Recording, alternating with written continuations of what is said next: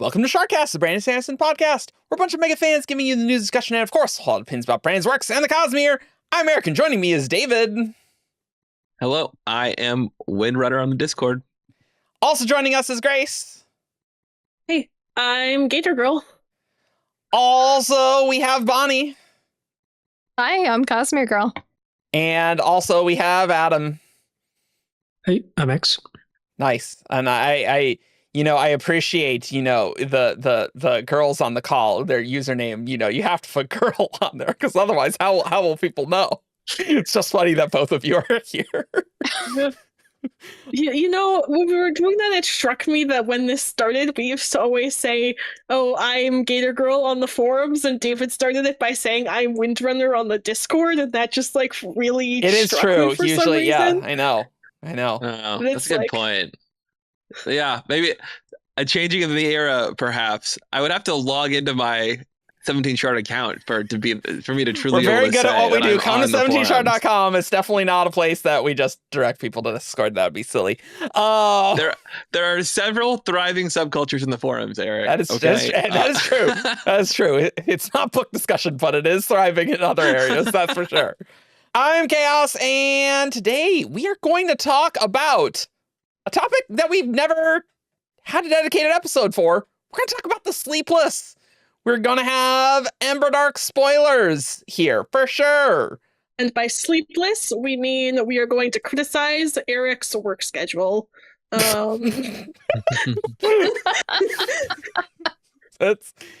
You're not wrong. You're not wrong. I do sleep. It's just never, I never feel awake in the morning, so you could say this is actually it's Sleepless. An intervention episode. We tricked Eric to coming here. Yeah, and we have this extensive outline just for that. Yes. And you're like, All right, here's the secret outline. But also, there's show and tell because the Lost Metal Leatherbound has arrived, and so, I guess they need to inspect this for defects and damages, which I don't know if I did. Hopefully, it's within 2 weeks. I don't know. I don't care. Right, you're like, I usually at least try to make sure all the page numbers seem to be there. I'm like, there's no 50 page chunk that's repeated. I'll be totally honest. I don't know if I've ever flipped through the entire Leatherbounds. I'm just Really? like I read the Well of Ascension Leatherbound when we did span reads. And that was quite fun. Wow. Yeah, it was a great reading experience. Good font size and everything. But when they arrive, I'm just like, oh, the Leatherbound arrived. I'll just leave it in a box. And I just don't even open the box for a while. That's how you get mold on your leatherbound, Eric. You got to be careful. That's what they said. True? You got to open the plastic. Yeah, people have had issues where there was moisture in there and they didn't open it quickly enough, and then it was. Well, I like to think that if it's, I'm just thinking about the resale value, and it's just bonus mold. Yeah, it's never been opened. Bonus mold. Hey, what can you do? When's Brandon gonna do a mold planet? That's really the question. Mold planet. Yeah. Yeah. Never opened the Leatherbound from that one. All right, so we got Lost Metal. Sick. Oh. What symbol is that? This should be 7, right? Oh, is it number? Is it going through yeah, one this is copper. This is copper. Oh. Yeah. They do the so this is Mistborn 7, so this is copper. So oh man. Did I have to look up at my allomantic table, which the allomantic tables from if you remember my overlay, they're just over it. The allomantic ferrochemical tables are right there. So I have a handy reference whenever we need to figure out what hemalurgic table? They didn't put out a hemalurgic table poster. We got this. Nice. Oh, nice. Oh wow. I literally do not know what is going to be in this at all. That So map this is gorgeous. I'm 985. Nice. What is going on? No art Do for we not you. have a table of contents? I figured out what's going on. They had the fancy color maps, but then they have, the red coloring. And then, of course, this is so good that this is so irrelevant to the episode. But then we get, our favorite map here, which we've talked about many times on the show, the world map here. We love that. I like the red looks some sick. aspects. Oh, and then of we get Uh, this. This is pretty sick. Oh, nice. That's pretty cool. Oh, because it's a sword and shield. That's cool. I like that. That's nice. Oh. And then okay, now we have the table of context. Okay, sorry, we just had to go through the preface and things first. We got this. Nice. So this is for the prologue. Nice. We have 112. This next one's called Trellium. Ooh, by Marie Seeberger. So you know it's gonna be good. Oh, sick. Oh, this one's so cool. Oh, that's good. Oh, that's fantastic. That's so good. Doing the nice. experiments. Okay. Oh, okay. Cool. that looks awesome. With the goggles. That's fun. That's extremely fun. Ooh, Marasi and the Ghostbloods. Don't mind if I do. Oh, very nice. Everyone looking. I have not seen this one. Amazing. That is cool. Amazing. All the interior, like full color art is unique to the book. Yeah. Everyone looking stellar. Marasi's outfit looking especially stellar. I got to be totally honest there. That is a great Marasi. And we got code names Twin Soul and Shy here. Nice. I can't believe they got a code names in there. That's crazy. Yeah. We got a code names. We have the next one is a good man, page 424. Okay. Better not be Wayne. It's probably Wayne. Oh, but this is fun though. This is fun. It's when they're talking at the end. So like that's I think cute. I have seen this one. That's cute. That's cute. Seen this I like one. that. Yeah. And we have more dodging and hitting. Oh hey. Hey, it's our favorite guys.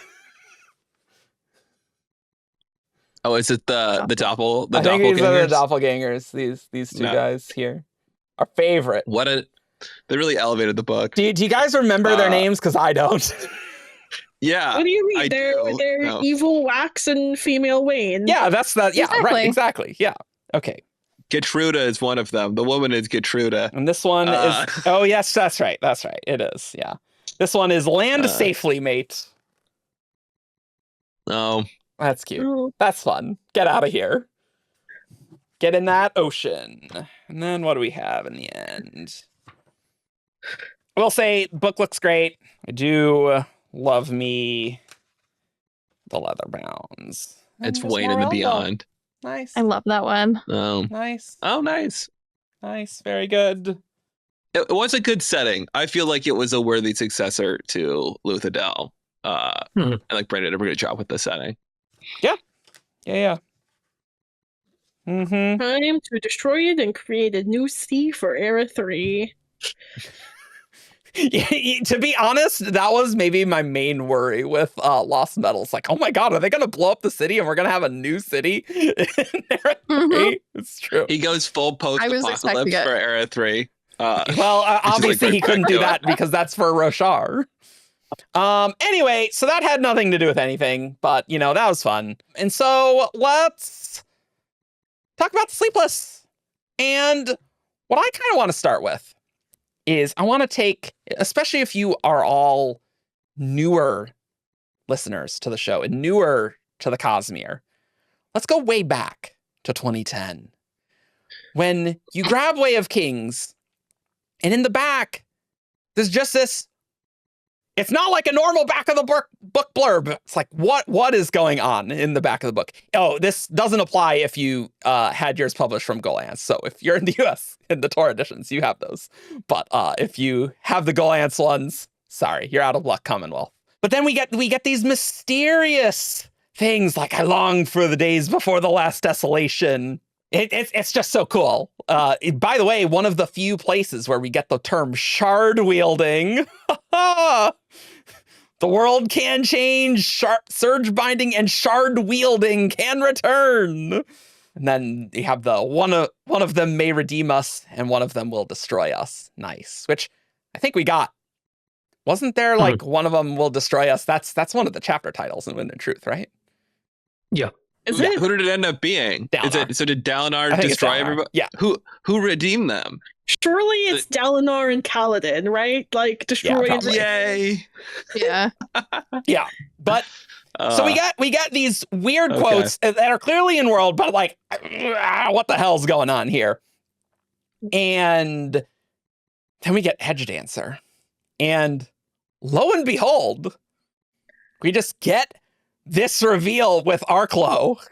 He's a bug guy, and then he's saying quotes that immediately sound like these back cover things.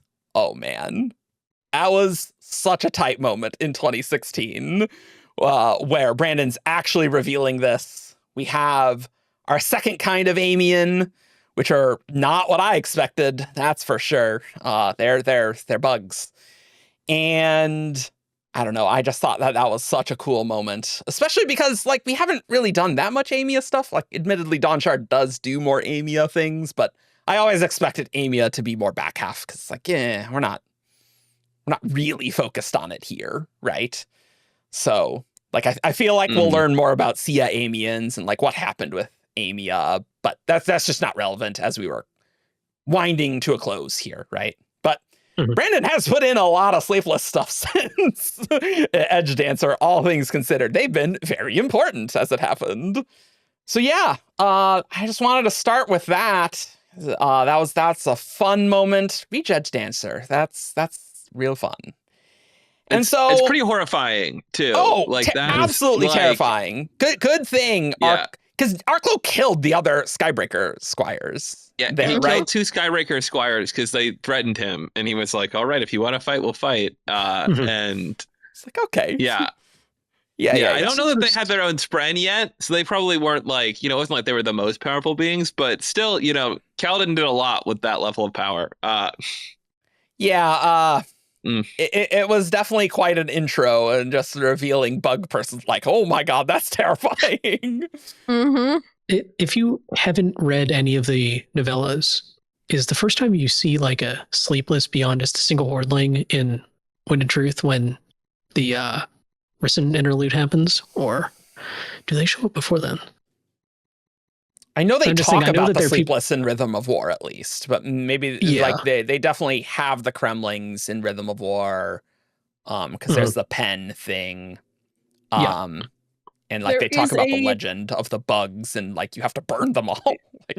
There is a dead Sleepless in the prelude. Oh yes, to the Stormlight Archive. There is a reference to a pile of burning Kremlings that I did not understand at first. Nope. The relevance of that.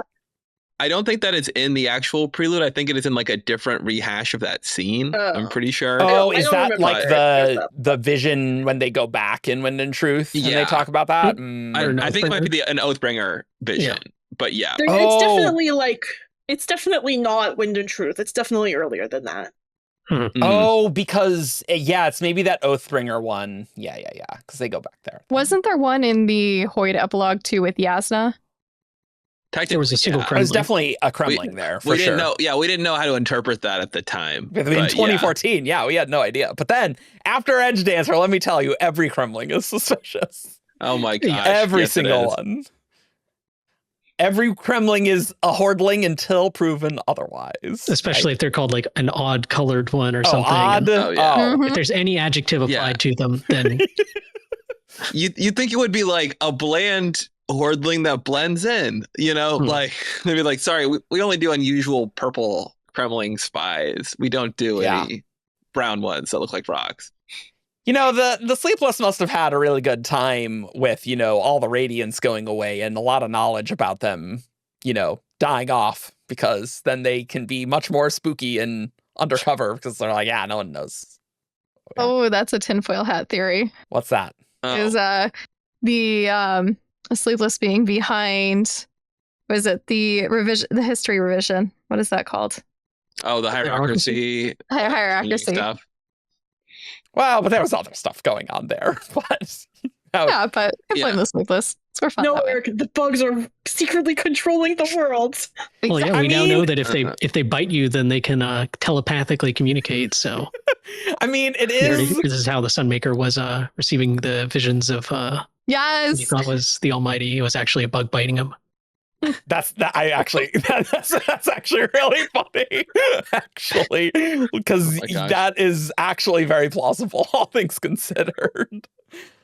Here's what I'll say, Eric, is I think the Sleepless would be sad about the Radiants dying off, because I believe that was implied to be the reason that Amy eventually collapsed, because they lost their Radiant allies. And so well, that's unfortunate for them. and then people came there and sabotaged the weather machines that controlled the Amian climate, and the Dawnshard's ecosystem collapsed. crazy. It's just like, oh yeah, the weather machines create the storm around Akana. Oh yeah, oh sure, of course. We got it. We got to Eric, figure out both what. people are controlling the weather, Eric. Like, it is objectively funny because obviously, the controlling the grand world government conspiracy, obviously has very bad connotations in our world. But indeed, if you are on Roshar and you know these secret bugs, it's like, you're somewhat justified, I feel like, I think that there is a very much like kind of popping up in Emberdark, kind of like a very realistic seeming like prejudice people have, just for the fact that they are kind of bug-like, that people are just like, we don't like these guys, like kind of just a general suspicion. And this can get into us talking about their physiology and things. It's kind of one of those things where, like, not everyone, but most people are like, oh, I stepped on a bug, whatever, right? Or like, I swatted a fly. Who cares, right? Whereas, like, we have a different reaction to mammals, right? Because they look more like us, and we just have that intrinsic connection with them, which, you could say capital C connection, I think. But, hardwired into us, it's like, that's, should not do that to things that look more like us. But weird bug things, I don't care about that, So maybe let's talk about their physiology, because they are crazy hive minds made up of lots of bugs. How fun. Not spooky at all. Well, they have like specific bugs that are bred to be like memory and thought that are hidden away. And then they send out other bugs that are more like any of the bugs that aren't like the memory nodes can be like rebred, I think that's what's said about it. The memory nodes can also be replaced over time. They have some way of like transferring memories between old ones and young ones. Sure. Which is crazy. But you have to like kill the memory ones to kill the Sleepless. Yeah. It's like the core of their personality. Yeah, so they always have some node that needs to be, and also the memory nodes have to be like close. They need to be close together. You can't spread them out too far. Another thing that the personality and like memory nodes have is kind of like an elaborate system of caretakers, which is something I had forgotten, where they're like having water transported to them, and like waste is being taken away. Like it is like a pretty elaborate system that they have.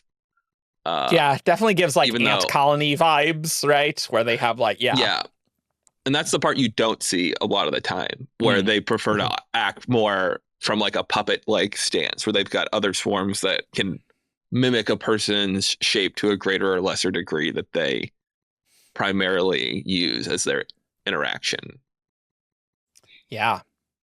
And it took them a long time too to get to a point where they could mimic a human form, which is interesting. Like things like having a finger hordling or a face or things like that. And still, they're not very good at it a lot of the time. I think we were saying before we started recording that Mikasa, the one from Yumi and the Night Painter, has her face is just one big hordling that kind of sits on the front, and that's just, I forgot about that. That's a great image right there. Instead of that's why you get rid of the seams, so people don't have creases across your face, or you don't have to act like you're somebody with a ton of wrinkles or scars, tattoos.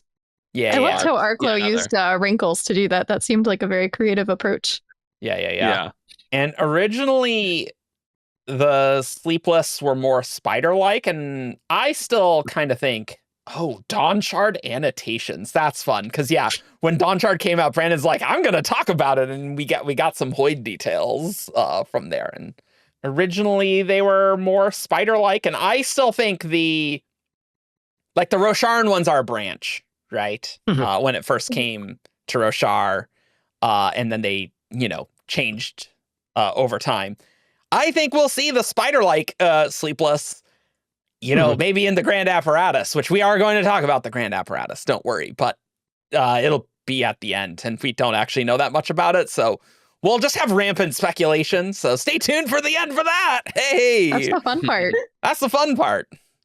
But yeah, the spider-like Sleepless who, I mean, it's possible that those other Sleepless, before coming to Roshar, they're not even like trying to mimic humans. They're just like these nightmare monstrosities, spider things, right? I can definitely imagine like a cultural split of some Sleepless being really wanting to integrate with humans, and other Sleepless being like, no, we're not human, and I'm not even going to try to like pretend to be one. That definitely seems like a very plausible like cultural or personality split that there could be among them. Yeah, because Mikasa in Yumi, it's like you're insulting her if you comment on her not looking like a human. So she like really values it, which I guess you can see in like how hard she went in like breeding an entire face. Whereas even like Chrysalis is noticeably, made of bugs and doesn't seem to worry that much about people knowing that she's made of bugs. Yeah. Oh yeah, and like we'll kind of have herself split open at times and be like, oh sorry, I was just using all my eyes, and do like that sort of stuff. Whereas Mikasa's like, I don't want anyone to know that I'm a Sleepless. I don't want any part in the wars that are going on or like the strife or whatever the conflict that's happening. Very much non-interventionist. Yeah, which is fun, right? Because you can absolutely imagine like the Sleepless are very much not a monolith, even if they, are bugs and can talk with. Like we see in Dawnshard, Nickley talking with a bunch of other Rosharan Sleepless. Presumably that happens a lot in other places as well. So like I can see that they are, more generally aligned than say a group of 200 humans, right? But they are certainly individuals, and you can totally imagine Mikasa just being like, this sucks. I'm out. Yeah. Well, I was going to say about it, like Mikasa and Chrysalis both almost seem to have like a little bit of an insecurity, but deal with it in different ways. Where Mikasa is very like, I am going to hide the truth of what I am as much as possible, and Chrysalis is very much like, as we see with Dusk, I'm going to just put the truth of who I am out there, and if you don't like that, you're like, that's for you to deal with. But she actually is very hurt when Dusk is like horrified by her true form. True. I was thinking about Mikasa and Chrysalis. Those Hordlings didn't look super spidery, right? They looked more like Rosharan ones. I didn't notice any description of Chrysalis's Hordlings.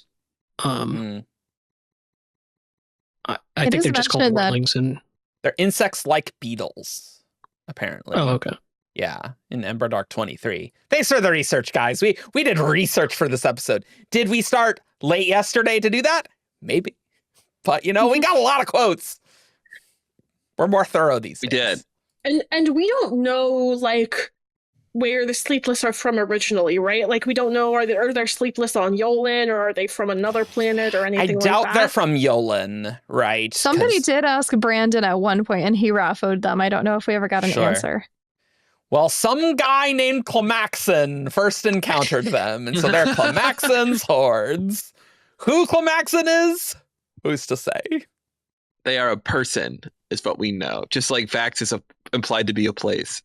They are implied to be a person. Presumably this Climaxon is from Vax? Ooh, maybe a true Vaxillian. Because Chrysalis mentions maybe the Sleepless are a true Vaxillian. Maybe that's where the Sleepless are from. No. I don't think it can be because Chrysalis says, we've learned that mortals, be they human, Shodel, or true Vaxillian, fear us. Oh. Sorry. There we go. Like I scanned through the quotes here. I just mindlessly pasted them in. They do not like beings that creep and hate that which does not fit their definition of grand or impressive. Look, it's not that I don't think Sleepless are impressive. They're very impressive. Just, they're horrifying. I almost feel like the Sleepless are most likely similar to the Singers, where it's like an Edenolzium thing on another planet, if I had to guess.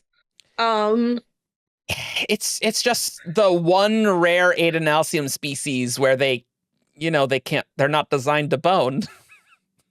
Well, they can breed their hordlings with some other non-hordling things. Yeah, like but that's not the same as like a Sia Amian and a human here making the Natan or something, or Singers and humans making the Horn Eaters, right? It's a little different. That's what's coming for you in like Era 4 is we're gonna have a human Sleepless romances, Brandon. That's what Brandon's building up to. To be fair, though, that could be interesting. I do just want to say that could be interesting. It could be. No, never count it out. Never count it out. The Cosmere Love is Blind, but you have a Sleepless in one room, and you don't know they're a Sleepless until the big reveal. The Sleepless are extremely long-lived. Do they have are they essentially kind of immortals, or? Chrysalis said I think she as was long as they 6,000. aren't. Yeah, Chrysalis is 6,000 years old. So on the scale of the Cosmere. Yeah, So we're gonna have to have a dragon dating a Sleepless to make this a little less. Starling Chrysalis. Wade and Milan were true love. So, Brandon will do it. You know it. Yeah. I will say it is interesting because obviously interspecies romance kind of has thematic allegories with like interracial romance here. But it is, it is a different thing if they're bugs. Like they're just like, they're a sapient species, but they're incredibly different. I don't know. There's interesting stuff to explore there, I think. What if they could grow a... Never mind. We're moving on. I'm done with this thought experiment. Maybe, yeah. That's for the Patreon outtakes that we won't post. Okay. Do we want to get into or talk about potential origins now? Yeah, we definitely could. I had one Hordling question that I'm still a little unclear on that relates to the RPG. So I thought Adam and Bonnie might be good people to ask that to. Oh, because they read it. Which is, where did we land on? Are the giant monsters in Dawnshard? They are not Hordlings. We learn in the RPG. They're named. Is that the case? They're named something like they have a specific like bestiary entry. They're the Thorak, I think, or something like that. Sounds right. Yeah. So like I guess the Sleepless could have been like imitating one of them in the scene in Dawnshard, but I think that they're just a great shell that maybe is like connected to the Sleepless in the same way that the Larkin are kind of connected to the Sleepless in some way. I think it could be like they're great shells, and maybe the Sleepless have like a mind control Hordling that's like specifically controlling them, and like they designed this Hordling to do that for that beastie. Maybe that's a way to make it work. Yeah, I was just curious because I heard people talking about it, and I remember like Nickley like wincing in Dawnshard like as they were fighting the creature above. So I was always assumed it was a Hordling, but okay. Well, I do think it's still kind of weird. So I'll be totally honest. So yeah, no, I was just curious where we'd landed on that. I mean, now that we have the Singers doing stuff with Chasm Fiends, like maybe there's this untapped Great Shell bond that's like fundamental to things that can be done on Roshar, and the Amians happen to have an advanced version of that with these ones or something. I don't know. That's interesting. Okay. Do we want to talk about... Yes, Bonnie? No, Hadan was a Hordling. What? Wait, what? It was the Sleepless. What? This is Cosmere QAnon. What? Wait, okay. No, Hadan is the Sleepless. Okay, walking through, right? Like Hadan does. He walks. Right. Good start. Yes. So we were talking about, or at least we probably are going to be talking about, how the Radiants and the Sleepless were allies. Yes, at we one are going point. to talk about that for sure. I was thinking that, that means that maybe Noadon was familiar with the Sleepless. That's And then I'm like, possible. hold on. Sure. There's still potentially like weird stuff going on. Maybe he's just still alive because he's really just sleepless. That's how Dalinar's get the Dalinar visions are actually just a gremlin biting Dalinar. That would honestly be really funny. I don't think that's true. I think it's obvious spiritual realm nonsense, but that is extremely funny to imagine. They never would have noticed. And the Sleepless, they seem to have some weird, maybe future sighty stuff, and so maybe Bug Nohadon is like, oh, this is going to be an important critical moment for Dalinar, so I gotta get that bug there in time. Bug Hadon. I don't know how that works when Dalinar ascends, so I think that is kind of a problem with that theory when he, takes up honor, and I don't know how Bug's gonna do that and give a vessel of a shard a vision there. But, there's some flaws. Nobody saw what happened on top of that tower, Eric. Nobody knows, except we saw it from Dalinar's perspective alone. So I feel like there might be some flaws with that theory, Bonnie, but it is very funny to imagine. It's like, yeah, maybe Nohadon's still alive. Think about it. Let's talk about some Sleepless origin conspiracy theories, guys. What do we got for some Sleepless origins? I will throw out there that this might be a common theory. To me, their great fear of the Dawnshards, their kind of appearance on Roshar, their like big concern about planets being blown up by people with Dawnshards. I believe somebody destroyed their homeworld. And they have just been constantly, that's why they kind of can't get it. They're just always running around trying to find somewhere that they can just be. People really don't like Sleepless. Somebody really didn't like Sleepless, and they blew up their planet. They used a destroy Dawnshard or just like nuke them, but some bugs got away, and then they multiplied, and they've been hidden ever since. That is my belief. That's my theory. I mean, I can imagine if you had access to a Dawnshard and you're like, wow, that's Bug Planet. I don't know about that. Maybe this is the one where we do need to use a Dawnshard to destroy them. Like, I don't know about that. They're just so confident that planets have been destroyed by Dawnshards, and I'm like, what would be a great example? That is true. We do need to see some Dawnshards destroying planets, and we don't have that yet, right? No. True. It's like the nature of Sleepless does sort of beg the question of like, well, the nature being that one swarm can split itself into two independent swarms. Mm-hmm. So it does sort of beg the question, was there originally like just one swarm? Mm-hmm. And then something happened and it started splitting or what? That's where I was leaning towards too, is maybe there was one original swarm. Yeah, and then like a Dawnshard was used on it somehow, or it used a Dawnshard or something. Yeah. I mean, I would love to see. God, I would love to see in like Dragonsteel, the prequel, where we see like dragon stuff. We see, let's say, Vax stuff. Let's put Vax stuff in there. Why not?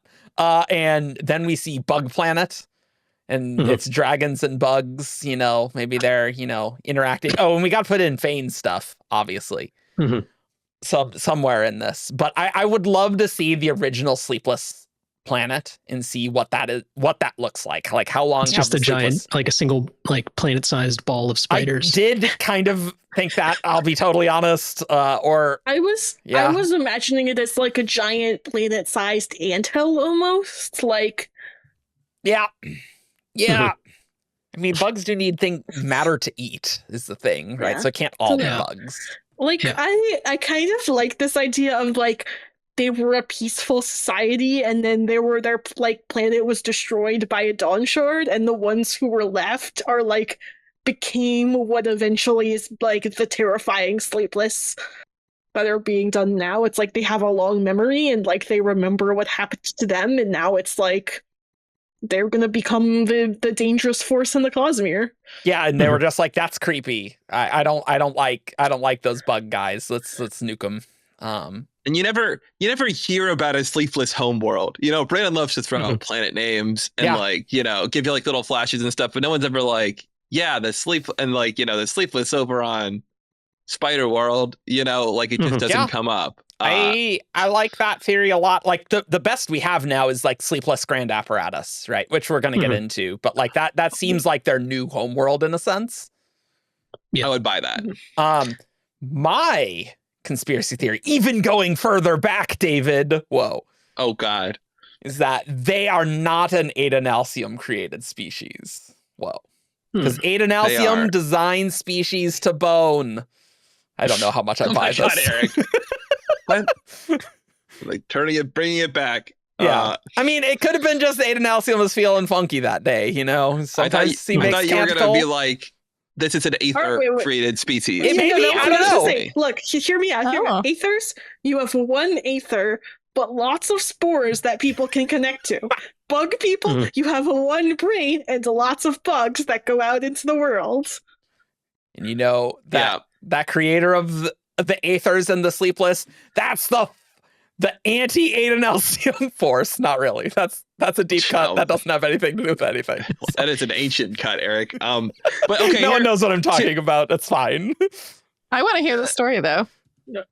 It was just that I kept asking about WOBs because in like signed books, because Brandon's like, there was a force that opposed Adenalcium, and so I kept hammering in on this, and Brandon's like, well, I mean, I'm not saying like a metaphysical force. It could just be like a group, and so presumably that's the group that killed Adenalcium. But anyway, that's probably what it is.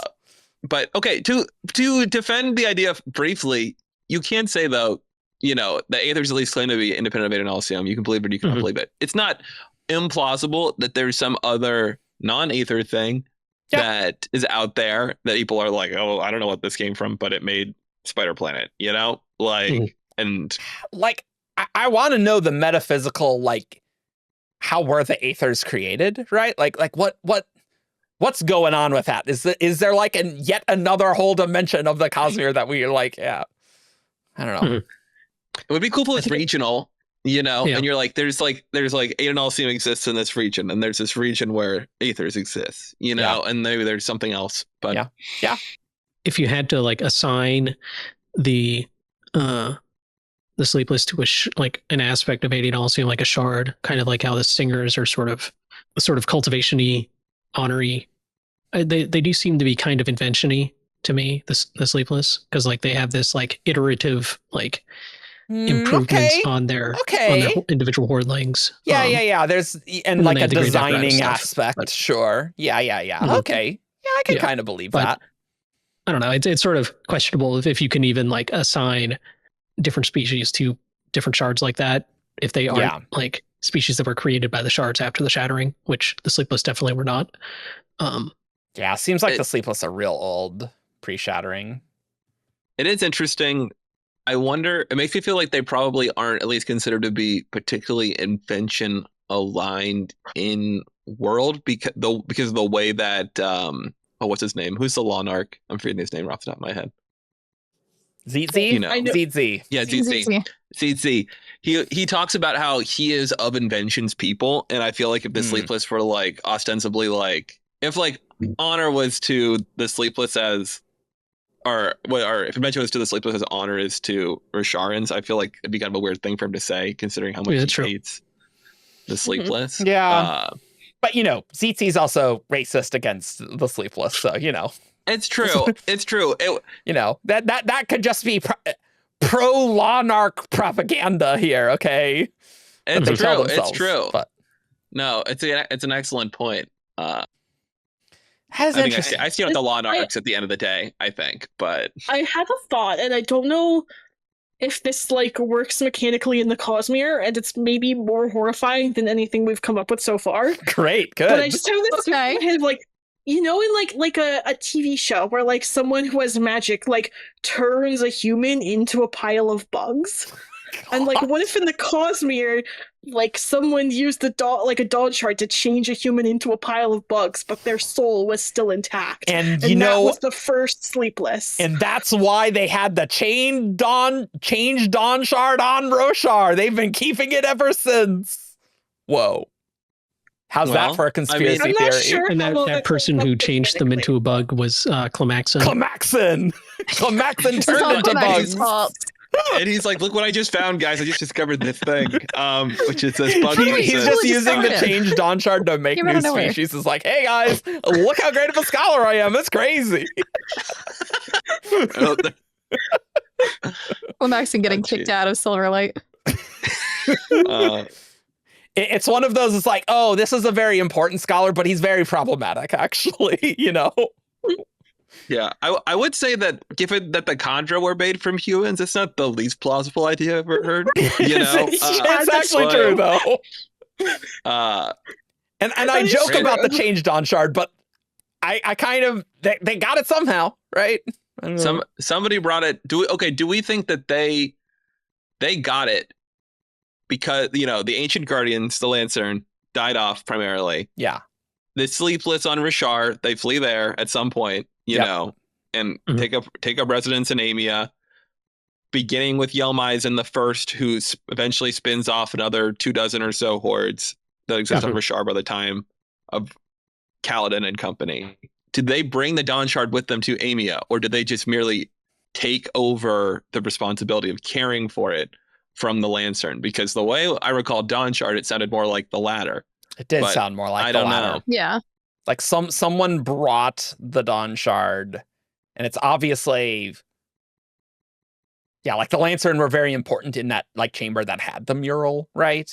And that was the Mhm. original Guardians. It did come through cultivation's perpendicularity because Cord Mhm. mentions that there's songs about that. That's interesting. I imagine it's a thing that the Sleepless needed to like if the Lancern are gone, then they had to, you know, deal with that. Yeah, later. and they didn't like have it. You know what I mean? Like one of them didn't have it. It was it was in the wall. So I could see them potentially just taking up guardianship of the wall almost, you know? But it's tough to say.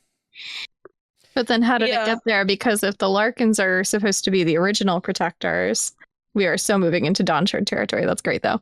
That's fine. But if the Larkins are the original entangled. protectors, Yeah. but the Larkins are native to Roshar, I think, because they have to bind the thread. Yeah, I think someone brought it in and then found the Lancern as a candidate protector species and set it up. Yeah, I guess I think so. assume set it up in Amia.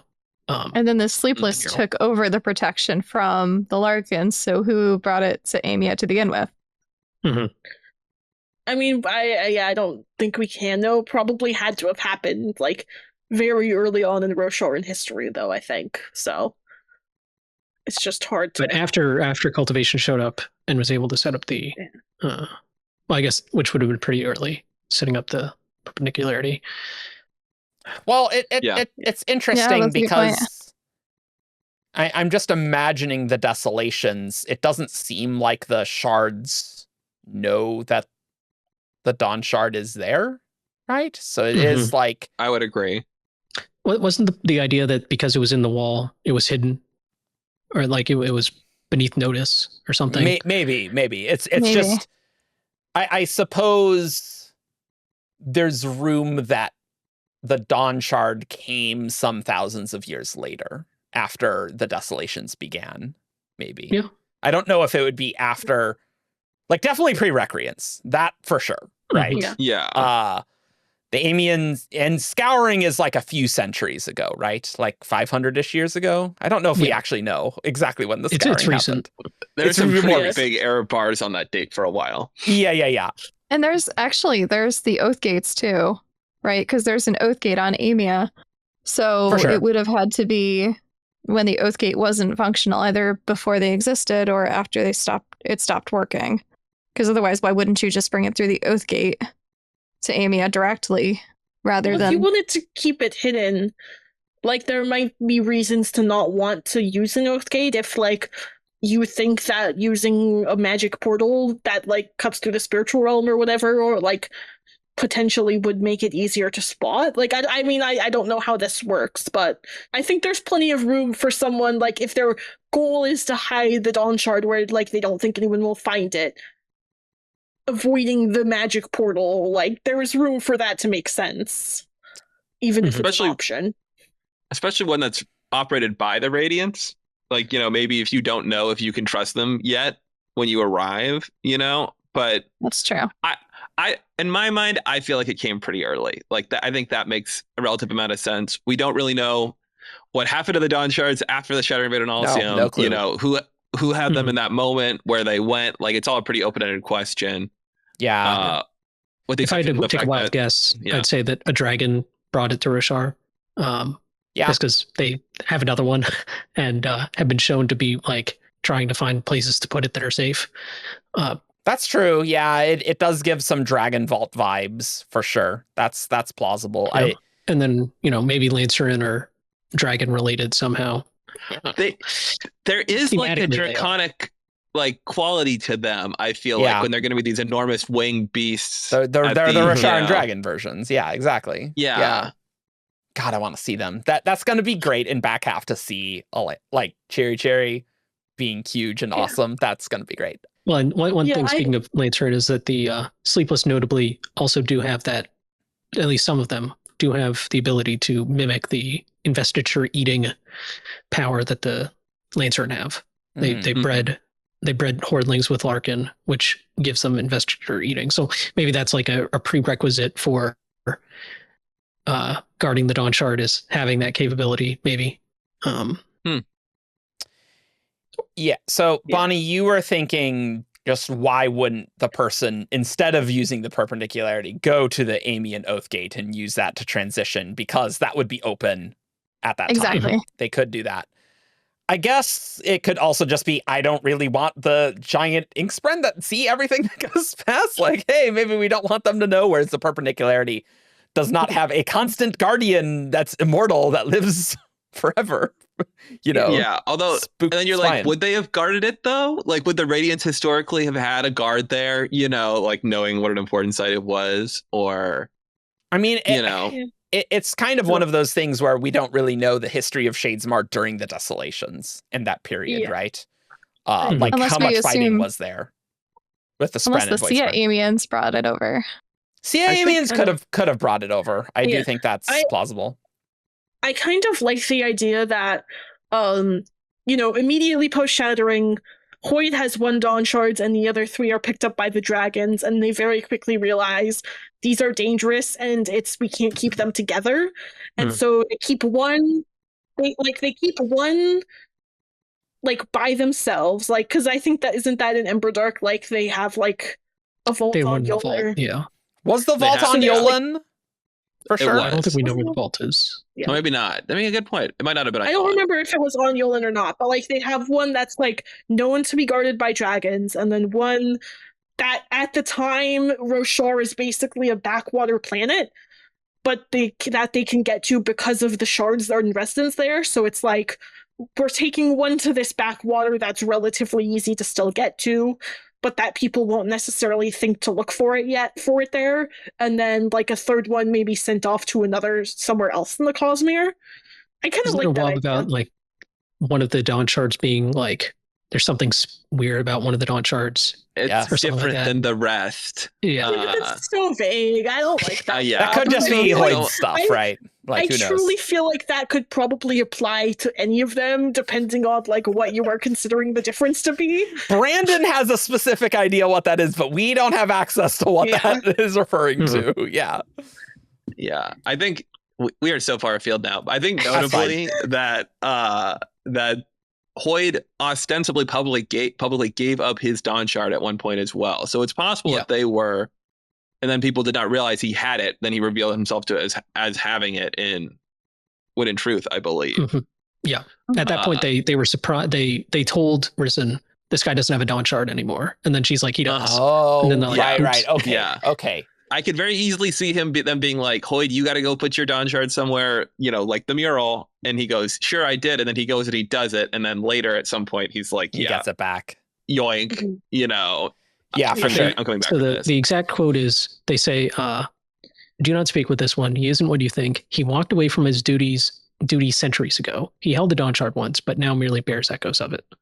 So, And then they at were least like they considered surprised. it a duty of him to hold on to it, and then he seemingly abandoned That's it, but he didn't interesting, too. actually. Yeah. Well, the duty also implies someone gave him that duty or he accepted the duty, like that this was an agreement. Yeah, that's true. And they might just consider bearing a Dawnshard to be the duty. You know what I mean? Because they kind of talk about Risen in that way too. So to That's give fair. it up would be to give up the duty, essentially, symbolically. But I think it could also have been a more formal. He's definitely, said weird kind of like, he's got his oaths where he promised he would always be where he needed, at some point long ago or whatever. So slightly veering this back to actually the topic, but to be fair, like, how can we talk about this without the mural? Like, it's just so natural, right? Let's make this a Dawnshard episode. Let's make it a 3-part episode, guys. That would be what people want. we could just keep rerunning the Dawnshard episode over and over again. I'll just play it. fall asleep on my keyboard. Yeah. In the Wind and Truth epigraphs, so for day 3, we had Sleepless epigraphs. And the first one of them is, the time is at last come for our stewardship to end.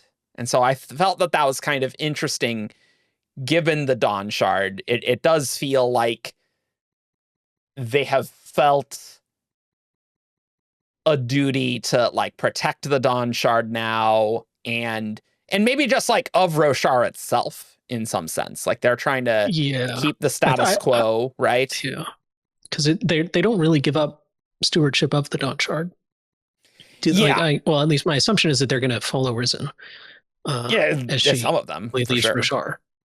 Well, so I think stewardship of Roshar is what I would think. Oh, there was also, Cord had found some armor that was supposed to be worn by ancient protectors of the Dawnshard, I want to say. Sure. Is that not just the shard plate? But it was like a suit that had been worn by a suit that had traditionally been worn by the protector of the Dawnshard, which always felt kind of odd to me, but it is definitely stated. And I do think that the epigraphs imply that they are leaving we must travel to the well of control within the shroud of the fragments of the dead moon. Like that sounds like we are going through the perpendicularity.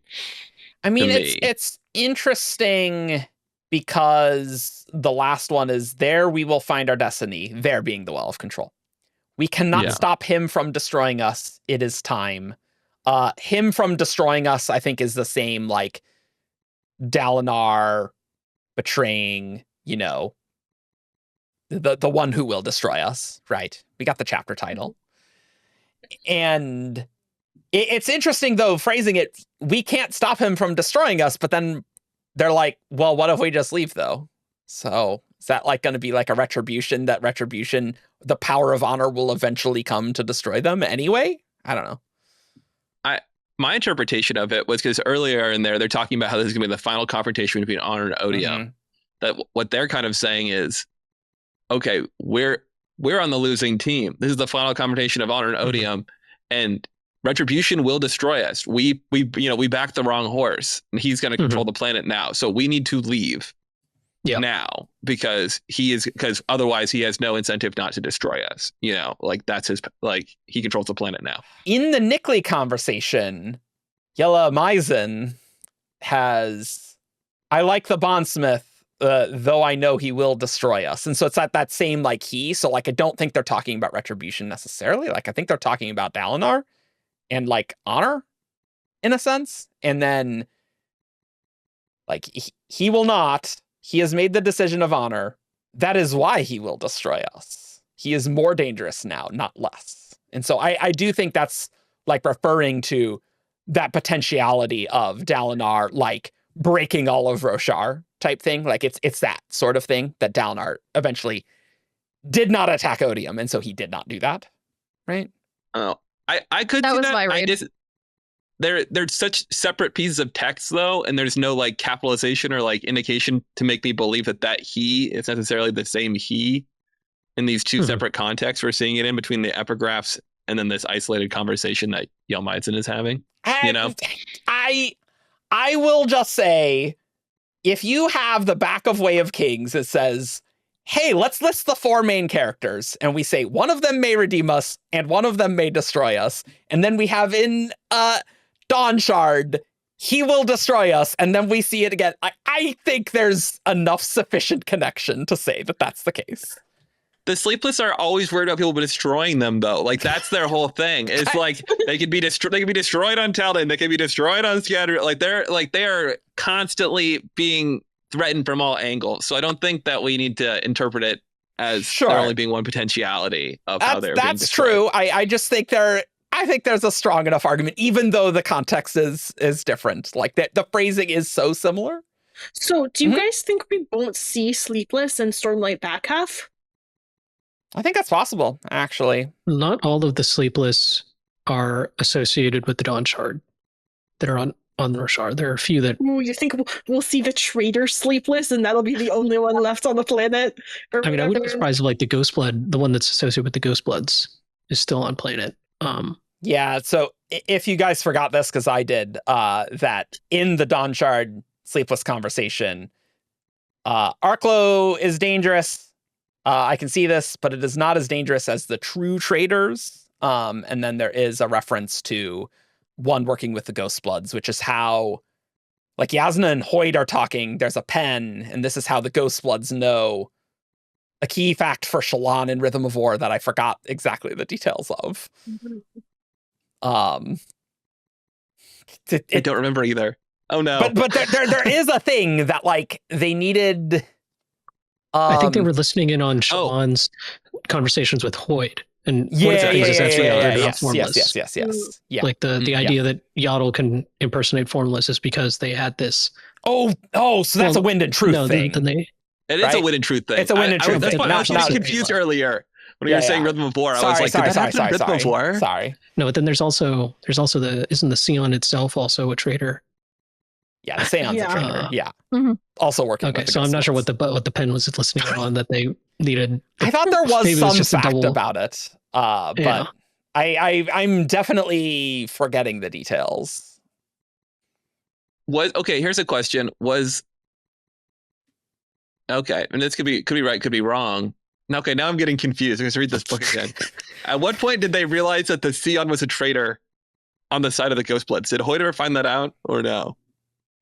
Well, wait. I mean, that's actually a good question. Like, Hoyd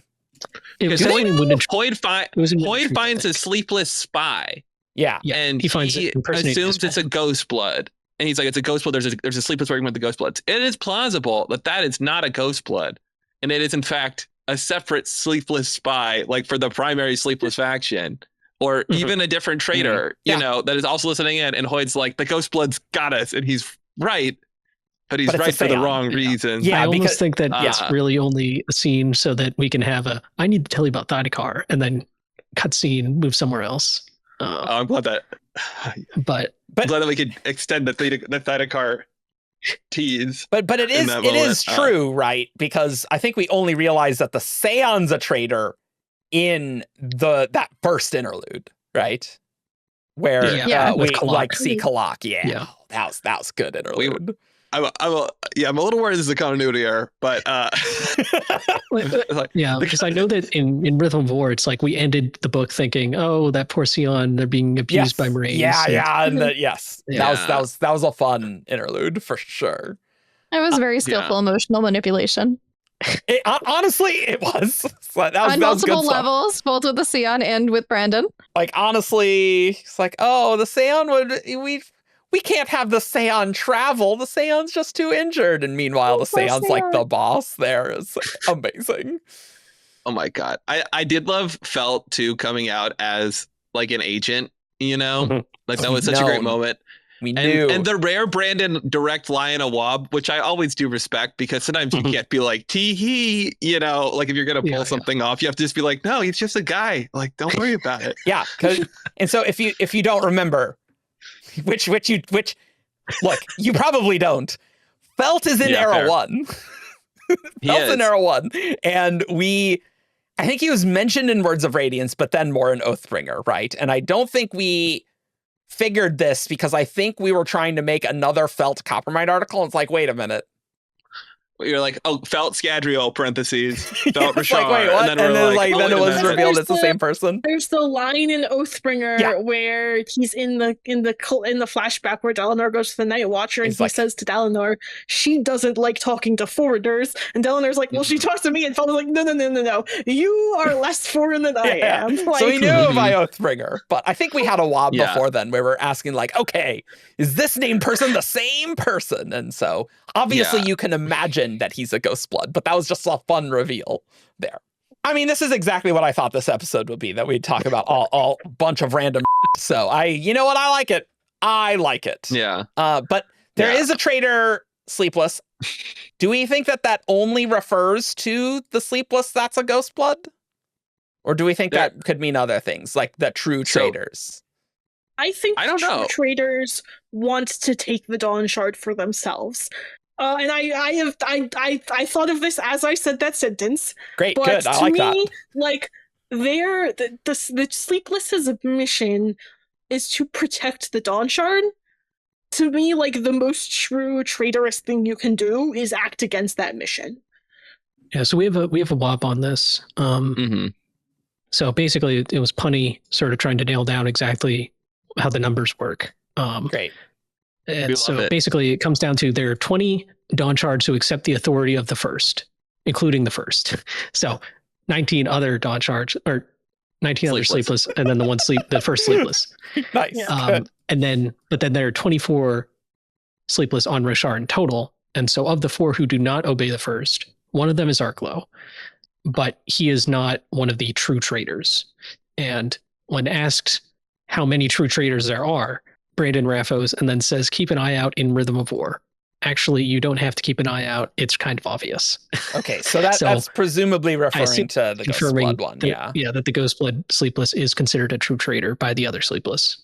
I do want to point out something I'm noticing here too, is they all came from one swarm. Yeah. Yellow Mazen. Yeah. And that means they all have to take his word for what he's saying about the Dawnshards, about pretty much everything, unless they figure out more information for themselves. I mean, so like it's unclear. Like there is a possibility that Yellow Mazen went to Roshar before the Dawnshard came in. Like we don't know exactly the timeline, right? I do think the Sleepless later became the stewards of the Dawnshard to protect it. Like I think that's pretty safe to say. I'm not surprised if that's the case, that came later, that some Sleepless are like, no, we're not doing that. Like, what are you talking about? Of course not. Well, and I think it's also like the Dawnshard can kind of communicate. So assuming, That's true. I'm not sure how much it communicates about like, you guys need to protect me. But there is like potentially another source of like confirming whatever the first is saying. If the Dawnshard can communicate like that.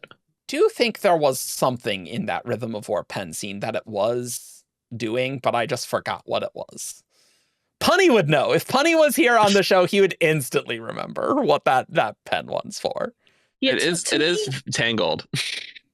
To me, I think it makes sense that like Arklow does not follow the will of the like first authority, but isn't necessarily actively working against their missions. They don't really care much about him. He's just doing his own thing. The other 3 that are considered the true traitors, like they have reason to believe those 3 are a threat to the Dawnshard. Yeah, I think that's pretty plausible for sure. Oh yeah. Also, apparently, Yasna has met a friendly Sleepless as of Rhythm of War. I forgot about that. Oh, that's but yeah, that's I don't think the scene says anything about. Hoyt's just worried that, well, he's worried because it bypassed protections he had in place to warn him about entities like that. Whatever that means. But I think he's also just sort of assuming that all of his communications have been intercepted, not just the Xenon communications, but like everything he's been writing to all other contacts was read by the Sleepless. They're very good spies. They know a lot, guys. Yeah, which is like the piece where you understand why people are somewhat suspicious, because they are incredibly well adapted for the task, like. Mm-hmm. And it seems like it is just sort of their nature to leave hordlings in random places. Like, I think even Masaka, I think she still has, or at the very least when she showed up at first, she spread a bunch of hordlings around just sort of to get an idea of things, which I guess, like scouted the planet. Yeah, I guess if you can, it's sort of like saying, well, when you walk into a room, you're not supposed to look at everything to see where everything is. Like, to them, it's just second nature. But at least if you're a Sleepless, surely you would send some hordlings out on a new planet to be like, okay, what threats are there? Like at the very least. But I also think are there any entities out there? Or like, I think there's also a curiosity that the Sleepless have. Like, I think they like knowing things a lot. And like, maybe that's their nature, that we're seeing a lot of them being just spies, and they are very good at that. So of course they're like, yeah, of course I'm going to get information. But I think that it is just kind of second nature where I'm like, well, yeah, I'm a hive mind thing. Of course I'm going to spread out and learn all the things. Like, if I wasn't doing that, what am I doing here? Like, of course. That's a fair point. It used to be like, no, this is what I do. Like, it'd be like asking us to like, walk around with like one arm behind our back. Because they're just like, yeah, I can be semi-omniscient in this space. Why wouldn't I be? Yeah. But so I had 2 questions, and one of them is indeed from the Way of Kings back cover, which is the best of the Sleepless ones, where it's the line, surge binding and shard wielding can return. The magic of ancient days can become ours again. These 4 people are key. And then it's one of them may redeem us, one of them will destroy us. Now, I know we've had some discussions, not recently, but a while ago. Does that mean there are Sleepless Radiants? It does sure sound like he's referring to the Radiants can come back again. Surge binding and shard wielding will return. The magic of ancient days can become ours again. So I wonder, what that's referring to. It is also interesting that like this entire thing opens with, long before the days before the last desolation, the age before the heralds abandoned us and the Knights Radiant turned against us. That I don't think necessarily needs to be the Sleepless, and more just like, Rosharans as a whole, right? Or the Radiants betrayed their oaths, the heralds left and things, right? It could mean that they're referring directly to the Sleepless, potentially, but I think that's probably more broad to Roshar. Well, but I think that's a fair point, though, because later you're saying the powers can return to us. Yeah, so it's the same. Yeah. It's the same us, and it's in the same paragraph, so it's the same context. Well, technically, it's a few paragraphs later, but it's in the same. It's the same block of text. Yeah. Yes. I just feel like the fact that there were no like singer radiants. I don't think. I just I have a hard time imagining like there being a Sleepless Radiance if they weren't even going to singers, because isn't that like, aren't they like surprised almost that the singers can become Radiants when Bentley does?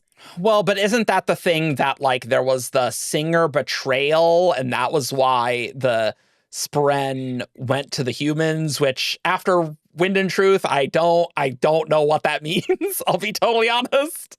Like, it's probably just a thing we didn't see, but well, it's kind of glossed over. I think my understanding is that the singers largely did not have Spren because honor and cultivation told them don't bond singers. Like it was more of a rule that they had against it, as opposed to something that couldn't happen. And so I feel like the Sleepless, if they were allies, would be potential candidates for Radiant bonds. And I think, isn't there a Waberic that essentially seems to be Brandon confirming that because he says like, I implied that they did have powers to look at the back of the Way of Kings. When we were reading this earlier. I don't know. Bonnie, did you find a Wob about that? Did you find it? Yeah, it's at the top. There was something with that. I wanted to jump back though quick to because with the singers, there was also the moment where somebody had said they've forgiven us, I think. Like the Spren have Oh forgiven yeah, us. this is talking about Leshwi. Leshwi and her honor spren named Rhea. I remember this. Mhm. That is a thing. So like there was some sort of like singer betrayal that I do think it There is was- honor and there was, cultivation like- didn't want them to bond There singers, were but yeah. friendships, but my sense was that there were no actual bonds. Yeah, I don't think don't- there was bonds because the listener songs as well are like, oh, they went with humans because humans could give something that we couldn't type thing. Yeah. Yeah, which to me just feels like it must be false. You know, I like do just a think that false is belief false. that they had in the I- song. Yeah, Yeah. that I think they are incorrect. That's an incorrect listener thing that they Yeah. believed. Yeah, for Like, sure. And this definitely could be an assumption on my part, but my assumption has always been, in the past, people believed that you could only have a Nahel bond between a Spren and a human. And there were other allies, and maybe like the Amiens were really good with Fabrials, like the ancient Fabrial technology, because I think we see a lot of those used. Aren't there some like on Amia still? That's where they get the soulcasters, right? Like, Yeah. So Mhm. like they Oh, they have the oh, ancient yeah. Fabrials, like they came So from maybe Amia. it's like the Amiens were our allies and they were like experts with soul casting or whatever. But my sense has always been that like the actual Nahel bond was just with humans. There's a wob about the soul casting in particular, and it's also about the Sleepless being able to have radiant bonds. So basically, it says Sleepless are capable of radiant bonds. However, the things they at first thought were great are making them increasingly worried for reasons that will come up in this book and the next.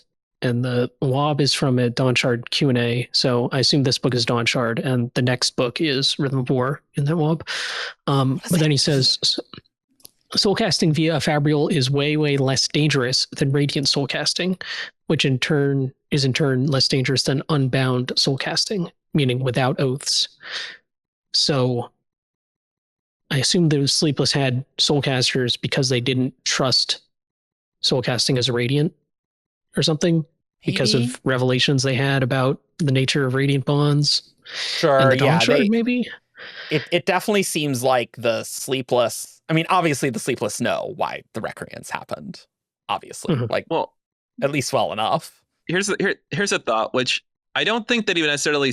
It seems like soulcasters were primarily distributed in Amia. It's clear that they had some because I've recovered a few, but it seems like from my recollection that in Roshar, the Voran nations have most of like the food soulcasters, or at least many of Mhm. them. You know, so I don't think there's like an unequal distribution. Like there's definitely a cache here, but I am kind of curious if the Sleepless might be uniquely good at using soulcasters because they could just have some of their crumblings be distorted by the active soulcasting, and they could just let those die. Sure, They wouldn't and, be. and then you know, they that's can just a keep the random thought. experience of how to do Yeah. it, right? Mhm. In a sense, Yeah, so but they they don't have to can- go. I wonder if the danger that Wob is talking about is the issues of like you can't have it's dangerous to have a Spren bond and a Dawnshard at the same time, and their Sure. close proximity with the Dawnshard just made them like be wary of it. Well, I mean, we know it's dangerous to have a Dawnshard and a Spren bond at the same time. Yep. Because we've Yeah, seen the yeah. results of that. Yeah, but I'm saying like the Wob Axe just read about like there are things like it's possible, but this book and the next book say like why they or I don't remember the exact wording, but yeah, It's like it sort of vaguely implies why they became worried about Spren bonds. That does seem like it could be just like the generic, yeah, the Radiance will destroy Roshar type thing. Mm. Like that seems like a thing that the Sleepless would be worried about. I have a hot take. I think that the Sleepless have become Radiants before. Because you know what? There's a Silver Kingdom called Amia. It's like they I don't know. I don't think it's implausible that we could have a Sleepless Surge Binder. And I don't know. Like it's hard to know exactly what the Sleepless's motivations were during the Desolations, but certainly these back quotes sure seem like they were kind of on the more honor side than the odium side, right? Like, yeah. Well, it's also complicated by the fact that there's a whole other species also called Amiens that lived in that Silver Kingdom. well, you know, that's always been weird. It's like, what is going on with that? It's just the know. off-world. It's the off-world refugee island that's not Erie. Well, we already gave Shinovar to some guys, so it's like, yeah, I guess that's a good point. It's a good point. Never mind. Is there anywhere that hasn't been colonized from the poor Parshendi, our listeners? Hoyd does say that at least he thinks no Sleepless are working with odium as of current events. So like, could have been. That's interesting, right? Yeah. Like, none of these Sleepless went on odium's side ever. Like, that's crazy. I don't know. Well, there's only 24 of them. All he says, I think, is saying that at the moment. So, I mean, there could have been more Sleepless that were signed with odium that died or something. Or there are, and he just doesn't know about them. But is Nickley the 24th, though? Like, is he numerically? Because it feels like they would have to cross somebody out. Yeah. I can't remember if he, like, refers to himself, like, with a number or not. I thought he might, but... I was assuming none of them had died, because I was about to say I think it's Nickley is the 24th. So that to me that means none of them are dead. Or at least none that have separated from the first swarm have died, unless they are willing to reuse numbers, which maybe. And so I was thinking, Eric, it would be interesting if some of them had bonded Spren before, because it would mean that some of the living Sleepless have memories of a Spren bond and experience with powers, you know, like. And how that ended, if they just kind of forswore their oaths like every other Radiant, or, you know, it's just kind of an interesting thought. Well, it is. Well, there was the dead. Yeah. There was the dead one from the flashback, the vision. Well, it's just a pile of smoking crumblings. We don't know if that's like the memory, right? Well, that could be it's unclear. Yeah. Okay. Eric, crack theory. All right. The set of shard plate is the remnants of a Sleepless that had bonded a Spren that was guarding the Dawnshard, and they betrayed their oaths, and that was the Spren that normally bonded the Sleepless that was the Guardian. So that was how it worked, and so that was how it was traditionally the suit of the Guardian of the Dawnshard. It was when there was a Sleepless Radiant. I like that. I'm just reading these back of the book things. And it's just like the Knights Radiant must come again, and then like in Oathbringer, the thing which he must not know, and for those secrets will crush him as they did the Knights who came before. There's just an odd perspective where they do feel separate from the Radiants, even if they are like saying, "Oh yeah, these powers will come back to us." Yeah, but you know, if Nodum can wield shard plate, I feel like a Sleepless can. Well, that's question, true. Other than tradition, why couldn't they have a bond? I don't think there's anything any reason stopping it. Yeah. I don't think there's any mechanical reason. There might be like cultural reasons on either side of the Spren or the Sleepless that they wouldn't have bonds. Yeah. And okay, here would be my counter argument, Eric, would be that I think very well you might not consider yourself to be a member of the Knights Radiant. Like you're a search binder and you've got the powers of Radiant, but if you're not existing in their hierarchy as a member of one of their orders, it is a little bit external. But I see what you mean. There is a sort of outsider. Yeah. Like Hoyd called himself a Knight Radiant. Sure. Yeah. I guess it's just like different if desolations are happening, and you have a friend bond. Like I feel like that's a little bit of a different context. I don't know, but that's a super valid point. And I imagine Sleepless generally feel disconnected from, the more humanoid species, just in general. Like, of course you would, right? Okay, here's my crack theory though about what was the quote, Eric? The Knights Radiant betrayed them, or what is it from the Way of Kings where you're saying betrayed us or abandoned us? The age before the heralds abandoned us, and the Knights Radiant turned against us. A time when there was still magic in the world and honor in the hearts of men. Radiants betray the Sleepless, because the false desolation is happening. And they're like, what is going on? The heralds aren't back. Oh my God, are we going to lose this? And they know about the Dawnshard. And they're like, give us the Dawnshard. We need to use it in this war. And the Sleepless are like, no, absolutely not. I don't think and so there's any evidence of that, though. Like, why why not? Well, I don't think there's any evidence that the Radiants expected. Like, the Radiants know that this isn't a real desolation. I know that they're freaking out. They're like, oh my God, like a desolation is kind of happening and we But it's might not lose happening. and we don't have. But it is a little bit, you know what I mean? Like the singers are starting to take over some land. Like, Yeah. does it really matter if the feuds don't come back if they lose? You know? I mean, they have their strike force against Mishram. I don't know. I don't know if they're worried Maybe- that the heralds aren't But coming you're back. working plans. You know, you've got the Strike Force plan and you've got the what if we got a Dawnshard plan? Maybe Just throwing it out there. wild conspiracy theory. Maybe the Sleepless never backed Odium, but some Sleepless did back Ba-Adam Mishram. Okay, that all would be right. interesting. Okay, I like that. all right. Okay, you tie Biden Mishram into it, and Eric's that's too plausible. Something becomes that's a great idea. Oh my God. Oh my God. Called out. I'm just saying, David. We don't know if the Radiants even knew of that mural at all. We don't know, right? They were tight with the Radiants. The They were Sleepless tight and the with- Radiants were close. There's Yeah, the Will but like Shaper who was exploring the caverns under Amia. Will Shaper found it. Yeah, right, exactly. I'm just saying that I can see the Sleepless still being like, hey, let's not tell the Radiants about the Dawnshard. That'd be bad. Well, also, but like then the Lancerin were still around, and like the Radiants have an association with the Lancerin from the end pages. Like, did they ride the Dragon Wasps? Some certainly did. Some did.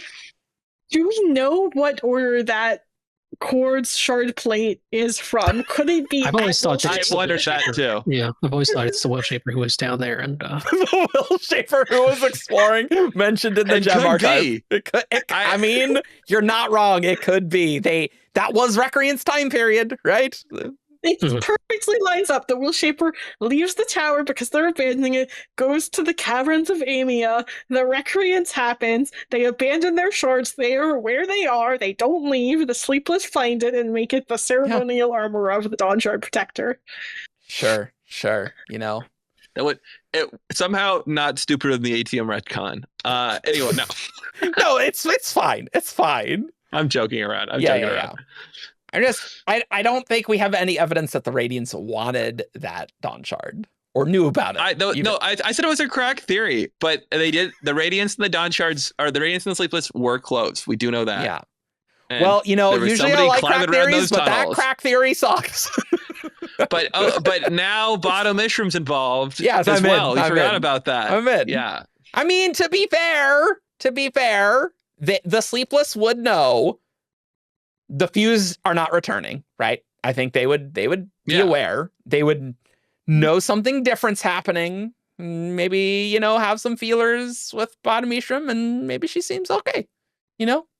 And then maybe they know about Bottom Mishram's plan to, you know, supplant Odium, and they're like, yeah, you know, Odium doesn't seem great. We should probably deal with that. You know, I can see, even if they're not working for Mishram there, I could see them being interested, right? Well, that was ostensibly the human plan, wasn't it? No, we'll work with you, you know, and like they weren't really supplanting, but they were supporting Mishram. They were negotiating with Mishram, you know. Sure. So I think it's not. I don't know. Yeah. It's interesting. Maybe that's why they really are like, man, this Honor guy, he sucks. Because they had this, things are going okay with Mishram. Like, yeah, things could go okay. And then Honor screwed everything up. It'd be hard to live the length of the entire desolation kind of with a super positive Honor impression at the end. You know, like you really have seen kind of the worst of both sides at that point. I mean, even Honor's whole thing, it's like the end of his life, he just stops interfering and is like, wait, these people really are better off without me. Like, that's the whole point of his flashback sequence. It's true. It is super weird reading these Wind and Truth epigraphs of the Sleepless, because they're talking about signs and bad things happening, and same with the back covers and things. Do they have access to the spiritual realm? I feel like they have one aspect in that they can synthesize tons of information. So it's like the diagram, but not crappy, because they have a lot of stuff, right? But it does feel like they have some future sight of some variety. I have been holding off on this thought for a little bit. Oh, good. So, okay. Unleash. So let's take one conscious being and split them up into a bunch of conscious beings, or a bunch of different little bits that they can still connect with, that they're still connected to. Now you split those bits off so they're no longer connected. Eventually those bits become individuals themselves. Are we talking about Sleepless, or are we talking about shards? This is exactly where I thought you were going with this when you started this. And then the other piece is that they can also telepathically communicate. Mm-hmm. Yeah, like I think the telepathic communication is like you have to be doing spiritually, I feel like. Yeah. Sure. There's certainly a spiritual connection between them. You'd expect it to be in the cognitive realm, but that's just not how the cognitive realm works. It's Yeah. Sure. I could see it's like when like the nature of being like a more spread out spirit web, for lack of a better term, catches more stuff. If you want to culture the metaphor. Yeah, they're talking through this spiritual realm, and so they get just the. How about we just say spiritual radiation? How about that? And they just get more stuff easy. But like, I guess the question is if they have like a magical ability, right? Mm-hmm. Or if it's just inherent, or they had to gain it. I don't know. I almost want to push back on the idea that like they have a more spread out spirit web. In my mind, it's almost the opposite. It's like they have the spirit web, but location doesn't matter in the spiritual realm. So it's like they're all part of the same spirit web as normal. It's just that they're able to like move in the physical realm. I don't know. No, Sure. I see what you're saying, Grace, because like the spiritual realm, this doesn't matter, and so it doesn't know that the concept of the Sleepless's elbow is 10,000 miles away, because it's just a web of connections. I mean, I did take it very literally that literally the spirit web is physically far apart, which is still a true statement. But I do see what you're saying, that yes, in the spiritual realm. Yeah. I think I meant it more like they have the concept of a sleepless elbow, but like the sleepless elbow is its own thing. Like it's a distinct like living being, like that's part of something. So and it has a different spiritual ideal, maybe. Yeah, like I guess it's like, technically we're made up of cells or something, but there's like a discreteness that the Sleepless have that other things don't. Yeah, or maybe there's a connection between each of your individual cells. Spiritually speaking, probably. Yeah. Potentially. And you're it's maybe distributed. Maybe capital C connected to, that bacteria in you, but not like genetically, but capital C connected to your bacteria inside you, if you think about it in the Cosmere. Yeah. Maybe the Sleepless have bred hordlings with the specific goal of being able to tap into future sight. Well, I mean, if they can breed hordlings that are telepathic, I wouldn't be shocked if they have or investigate the ability to, right? Yeah. Here's another crack theory, Eric. We can run at this one. Okay, cool. Sleepless. I was always considering. I don't feel the Sleepless have some sort of like on the Sleepless magic is future sight. I don't think that's the case. I've always thought it's more in the sense that like they have access to either one individual has some sort of powers, or they have access to like some sort of investiture that they are able to use to peer into the future. And my thought seems like they know all about the well of control, which not a lot of people know about, but they seem well aware of. And there was no easy access point for a person that we could see until Venley made one. But perhaps a little bug. Yeah. Could sneak through a little crack in there, because at some point I'm sure that was open. Quote? Wasn't there something about when the well of control was revealed, they mentioned Sleepless? Oh, well, certainly it was in those Wind and Truth epigraphs that they're going to the Well of Control. Or so, when the planes were shattered. Yes, there is something that seems like it might refer to the Sleepless, like from Honor's POV, like it's like the little eyes watching from another or something. Yeah. There is like an interesting little moment there that I do think might refer to the Sleepless. Yeah. Oh God, that's gonna take way too. Have. No, I know. I think we could find it. I mean, I think we can find it pretty quick. Okay, so we found the chapter that we were talking about. It's aptly called "Sheltered from the Eyes of God." That's hilarious. That it's literally the chapter title. Wind and Truth 120, I guess. Yep, and this is a Tanavas flashback where he and Ray's are fighting, and where they shatter the shattered planes. And notably, he says, "I realized too late that there was something strange about this land. Beneath this city, pieces of something fallen, fourth moon in splinters. It reacted to us, and I saw people there, new ones, watchers, who had been hidden from me. Those pieces of the sky, they sheltered from the eyes of God." And then talking about some weird not aluminum thing and nothing else important. We don't need to talk about fourth moon details too much. We won't. Yeah. Except unless they're from the fourth moon, which is the thing I've either brought up here before or somewhere else. It is possible the Sleepless are from fourth moon. That is possible, yes. Mm-hmm. But it does feel like those are the Sleepless to me. If I was going to guess, just like there's something like that. There's not a lot of hard evidence, I would say, but the vibes are Sleeplessy, like the Watchers, you know? Mm-hmm. Yeah. Watchers is definitely very Sleepless vibes. Yeah, this is 4,550 years before the events of Wind and Truth.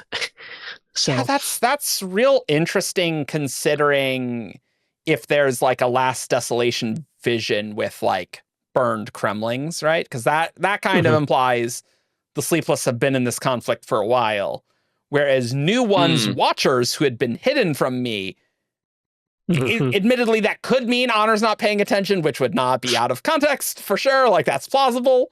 But it could also mean that they are newer to Roshar.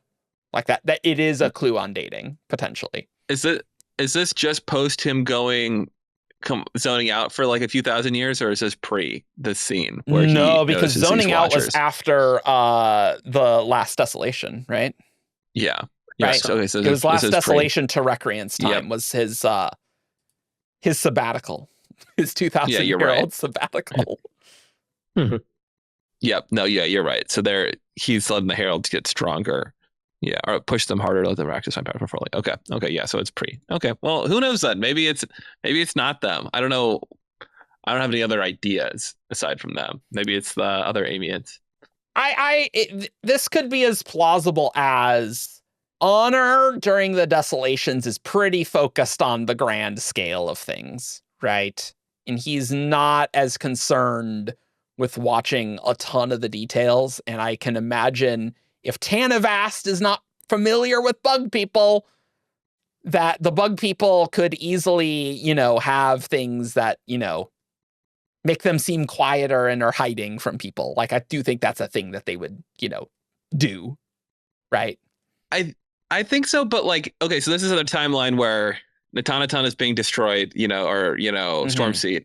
It's like so that means the 10 Silver Kingdom exists. That means Amy exists as a kingdom. And so it makes it sound like the Sleepless here are like clustered around the shards of the fourth moon, or these Watchers are, they're hiding in the vicinity of that. But wouldn't the Amians be an Amia by the time, during the Silver Kingdoms primarily? Like, well, but is this the Silver Kingdoms period? The Silver Kingdoms period is Recreant's time period. But I guess you're saying this is the destruction of Stormseat. So that was towards the end of the Desolation time period. So the Silver Kingdom still existed, most likely. Sure. Okay. God, it's weird that Stormseat was destroyed that early. Okay, sure. Yeah, so the Silver Kingdoms map, it must have been a thing where the Desolations, they're destroying countries all the time. But once the Radiants are there, then we can have some continuity. And so we can have some continuity of like actual places, which we wouldn't have had in earlier Desolations. So, okay, so the map, sure. Yeah, well, maybe the Sia Amians are over there. I don't know. Yeah, well, and then there's the question of how, apparently they're legendary, but how well people even knew about the Sleepless. Like, maybe people mostly knew the other type of Amian back in the day, I think that's very plausible. Yeah. I mean, you have to. They have to be related to the Natan, right? I guess. Right? Because the Natan have some wrong side of the Amian. continent. But yeah. Well, did we establish that? Other people were saying that they were part honor spread. No. That's later Kaladin Sill stuff, okay? Then they go back in time and form the Natan people. Whoa. Oh, that would be the end of the Cosmere for me. I would be done so with that one. Anyway, back to the Sleepless. Yes. Any other Roshar stuff? I think we're that's it. I think that is it. So do we want to go into the far future to space? Space, the final frontier. Yes. I think so. And one thing I am kind of curious about folks think about is whether do we assume there are other parallel hordes on other planets, or that the Rosharan horde spreads, and that's how do the Sleepless we see in the future? We see some of them. There are some on First of the Sun. There are some on Yumi's world. There are some, messing around in Scadrial and Talday, and people hate them there. So they're all over the place now. Do we think that they were already all over the place, or that they came from Roshar? I was assuming the Rosharan hordes did spread, because there was a comment somewhere about how the Rosharan Sleepless are the best at imitating humans. Sure. Most practice. Sure. I could very much believe that. I kind of want there to be like a parallel evolution of Sleepless that have developed in a very different direction culturally. Like, we have the Rosharan Sleepless that are all about protecting the Dawnshard, and yes, they are dangerous, but wouldn't it be cool if the ones that are actually known for destroying planets are like a different branch that have evolved specifically to be like lethal to planets? That's another take too, as opposed to the we destroyed the Sleepless homeworld because they're bugs and we didn't like that, but maybe the Sleepless were a big threat, right? Which it is plenty plausible. They certainly can be, and now there's just not many that remain. Have we met any Sleepless we know aren't from Yella Maizen? Yes. Masaka is named to be the 60th of the strain of Natricatich or something like that. But sure, 60th horde of that strain. That does sound like, it's been a while, So I do expect that, the Sleepless have spread out. And so I do think there's plenty of non-Rosharan ones that get around, right? And so, yeah, I guess this Yumi one, Misaka, sounds that is one of them. But obviously the Rosharan ones, they've now gotten around, and they have to be somewhere now in the far future, right? Oh yeah, I'm sure that the Roshar Sleep has been important. I was just curious if we felt like there was just one colony that had spread, or if it seemed like they were a bunch of different places all along. It seems like talking to Chrysalis, she says kind of an interesting thing about how she has kind of renounced a certain group of Sleepless, or is kind of like renounced her old life, and is kind of doing a new thing now, but also implies that she has a group of Sleepless that will be able to help Dusk and help the people of First of the Sun if they work together, which is kind of an interesting concept. So it definitely seems like there are factions of Sleepless, including probably some of the nefarious ones that are operating the Grand Apparatus. Speaking of Chrysalis, I feel like the fact that the Malwish Prime Minister hired a Sleepless implies that they hired a non-Rosharan Sleepless. So I mean, I guess we don't really need proof that they're non-Roshar, but like, I think that's indicating that there's like enough of an understanding of Sleepless that there are Rosharan ones and non-Rosharan ones, I feel like. Or maybe there's not an understanding that there were Rosharan Sleepless and the Malwish just hired a Sleepless I do think it's interesting that you have the one swarm on Roshar that then became 24 total swarms, whereas it was not a short amount of time. I wonder if you would have another swarm possibly where they split up a whole lot, and so you get like you see 60th swarm.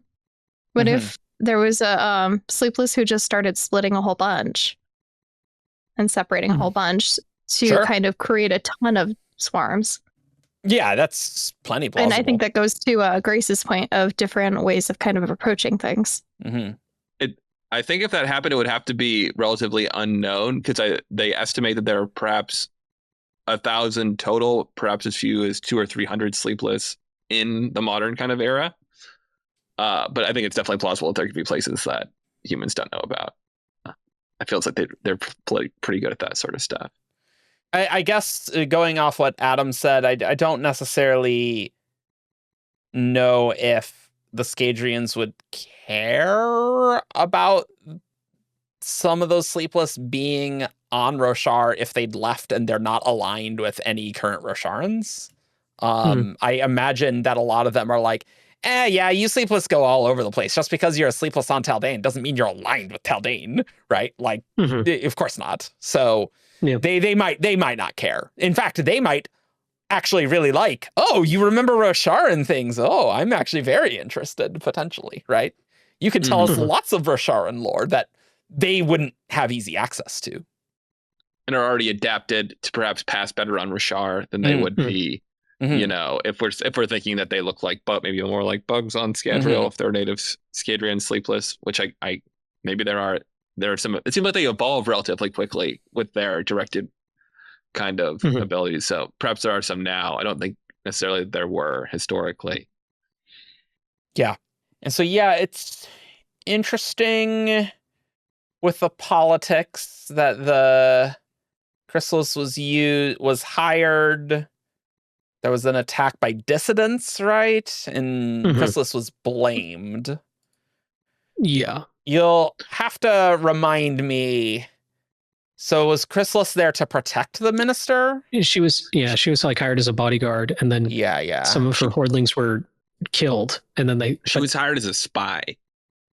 Okay.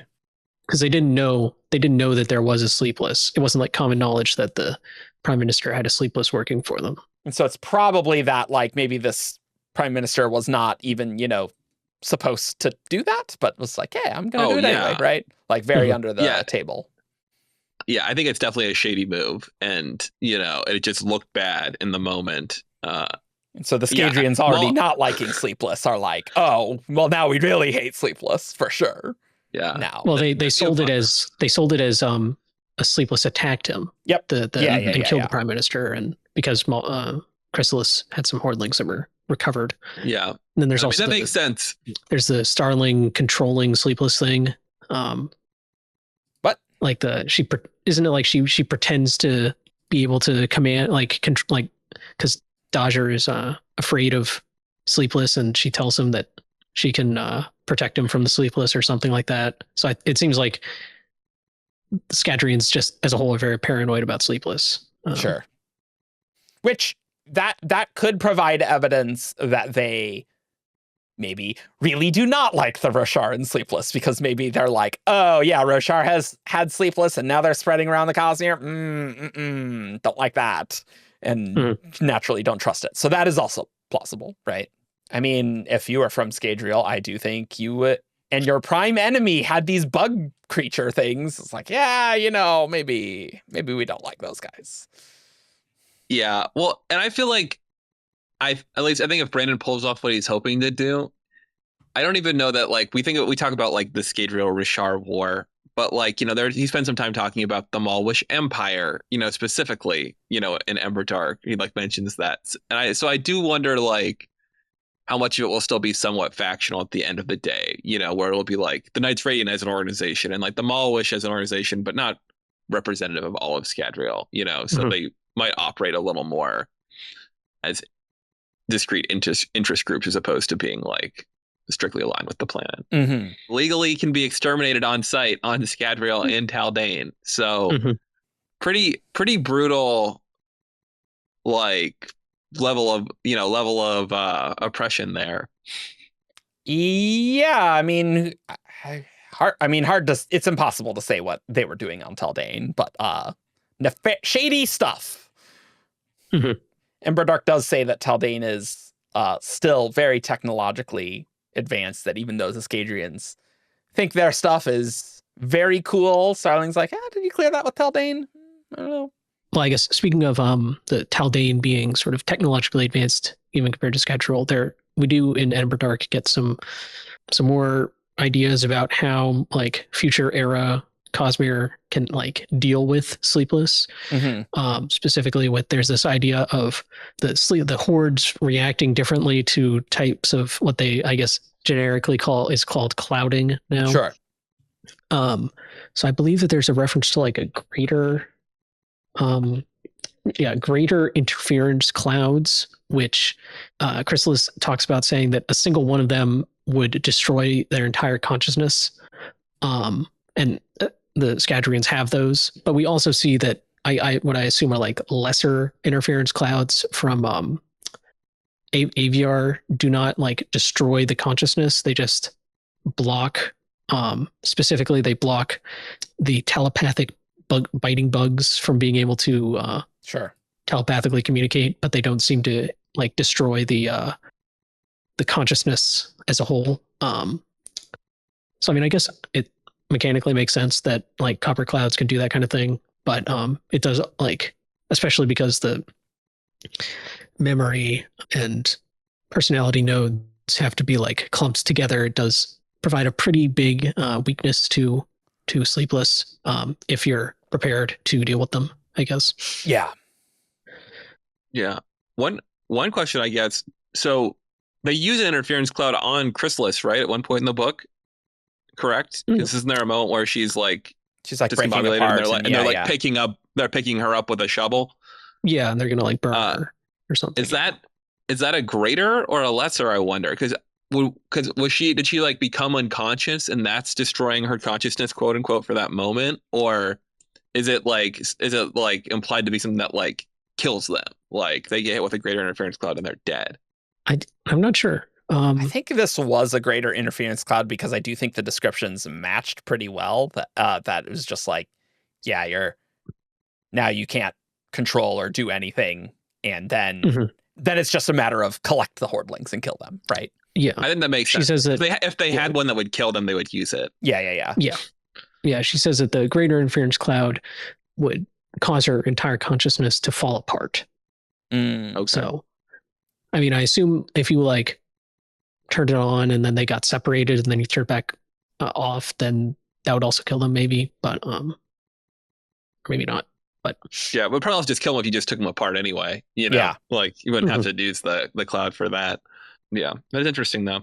They should just use more of those, in my opinion. I don't know. That's really power intensive or whatever, but they should just, like a heat lamp. You just put them up around and you're like, huh. You really could probably make one with a Fabrial too. Oh, I imagine there's a way to do Fabrial tech to make that work. It's probably, honestly, it's probably a thing that like it distorts their tech. Because like if it's like a super copper cloud, then it's like, maybe we want to, we can turn this on, but then other stuff doesn't work, so they cannot do that all the time, right? That's a great point. That's 100%. That makes sense. Yeah, and also probably it just costs power. So can't seek in a copper cloud. Yeah, that could be a fun spaceship adventure there. I mean, we will. Out in space, gotta turn on the interference cloud because there's a Sleepless on board. I mean, it has very much the vibes of like, I mean, if we put down our shields, then people can teleport a beam onto the ship, right? Or right? Yeah, exactly, right. Yeah, I don't think we've seen like a true Sleepless villain really yet, but that's like, Brandon better give us a book of like a horror book with a Sleepless villain that's like stalking the main. I guess that's sort of the Grand Apparatus, probably.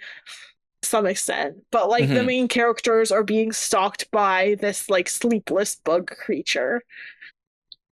That would be good. A Sleepless assassin could be so fun. Yeah, for sure.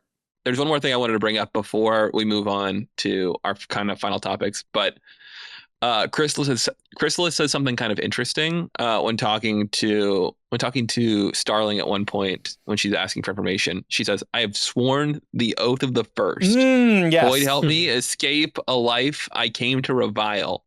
I will never do harm to another again by my sworn word.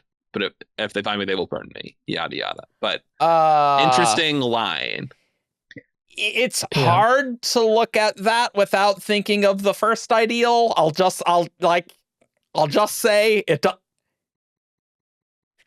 It's Rosharan oaths. It's first. The first is capitalized. Well, there's also like the first of the swarm. First of the swarm, for sure. Which is what I think there's something about how they're sworn to, or Sleepless are like. Okay, yeah, there's something here in Dawnshard. Talking about how they've seen the end of worlds and vowed to never let such an awful thing happen. But we will kill the few to protect the many if we must.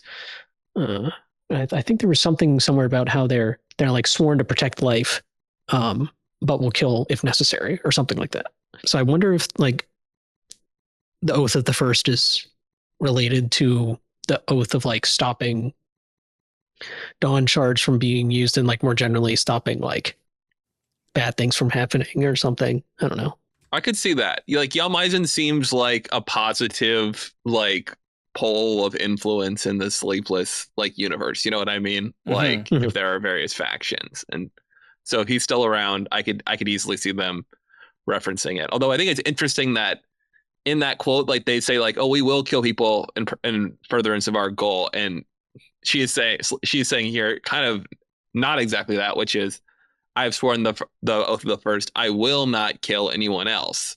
You know, which she could still be pursuing it in non-violent ways, you know, but just kind of an interesting potential. It would be fun if the first that she's talking about is like the actual first Sleepless that all other descended from. Sure. It's interesting to me that she is saying this oath in the same sentence as she's talking about Hoyd, when we know Hoyd cannot do harm to others. Yeah. I agree with that one. An excellent point.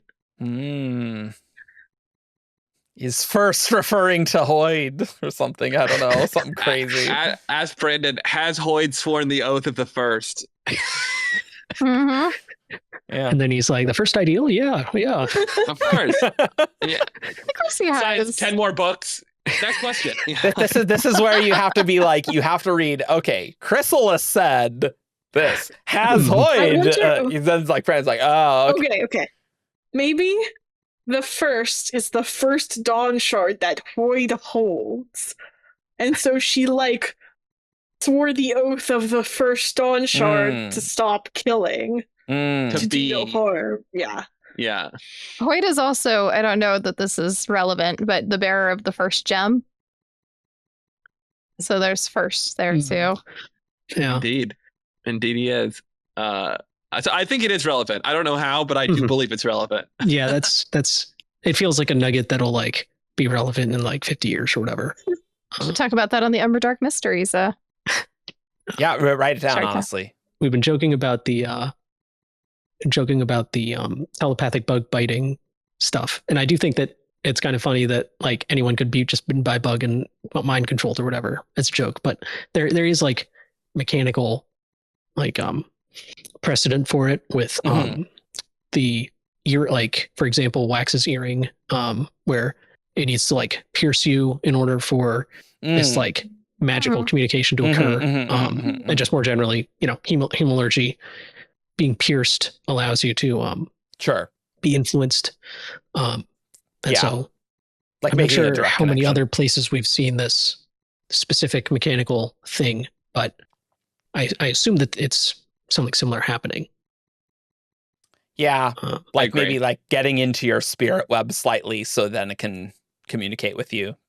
Something like that. That circles around really nicely to what I was talking about with the Sleepless and the Shards being kind of similar in ways too, because, you know, you have the earring that allows you to communicate with the shard, and same way you have the bug bite lets you communicate with the Sleepless.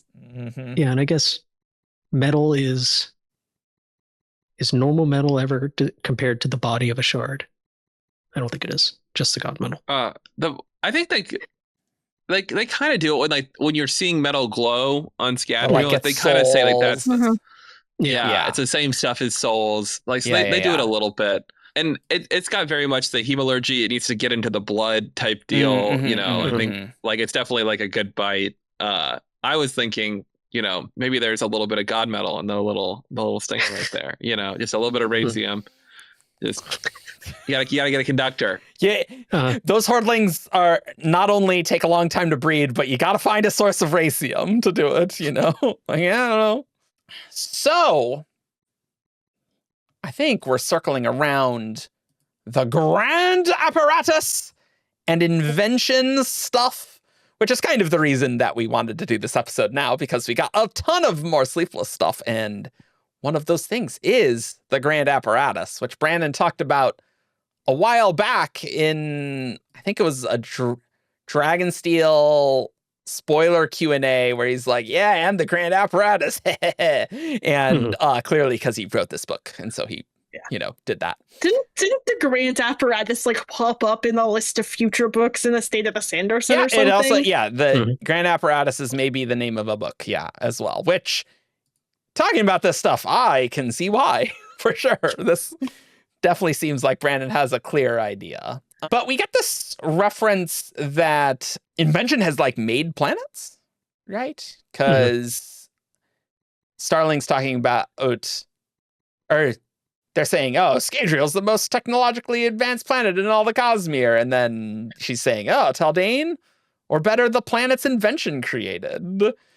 So, well, we'll talk about it soon, but I do think this Grand Apparatus is made by invention. I think that's pretty solid, especially because Tzitzit, as we said, I'm of inventions, people, and he's from this place.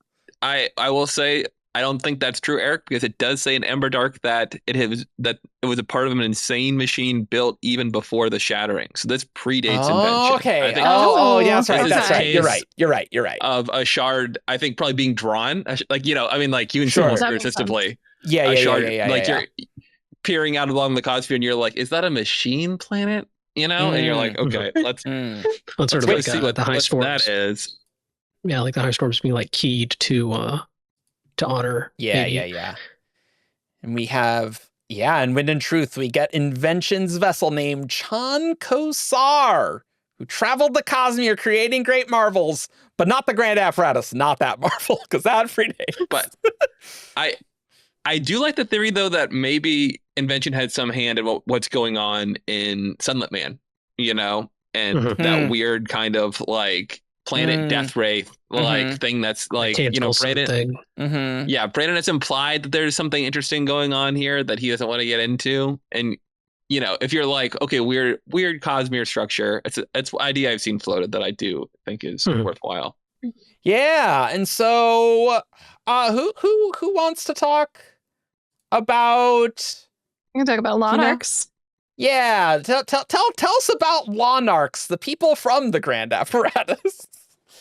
Yeah, so we have Tzitzit from who is a Lonarch who travels with Starling, of course. The description for Tzitzit, a being that was basically human, except instead of hair, he had feathers. A mostly bald head with dark brown skin that had a cool earthy tone, along with a crest of yellow and white feathers on the very top. He also had tiny feathers along his arms, almost invisible against his skin. Arcanist said Lonarchs hadn't evolved from birds or anything like that. More, they were humans who had been isolated and whose hair had evolved into something more akin to feathers. I don't know if that makes sense evolutionarily, but let's roll with it. That's fine. It's more I'm fun always that way. Brandon, at what time scale do you think evolution is occurring? And I'm or are you just shards evolution, like a heat lamp Sleepless on are people, doing some weird experiments That's in true. the Grand Apparatus. That is true. That is true.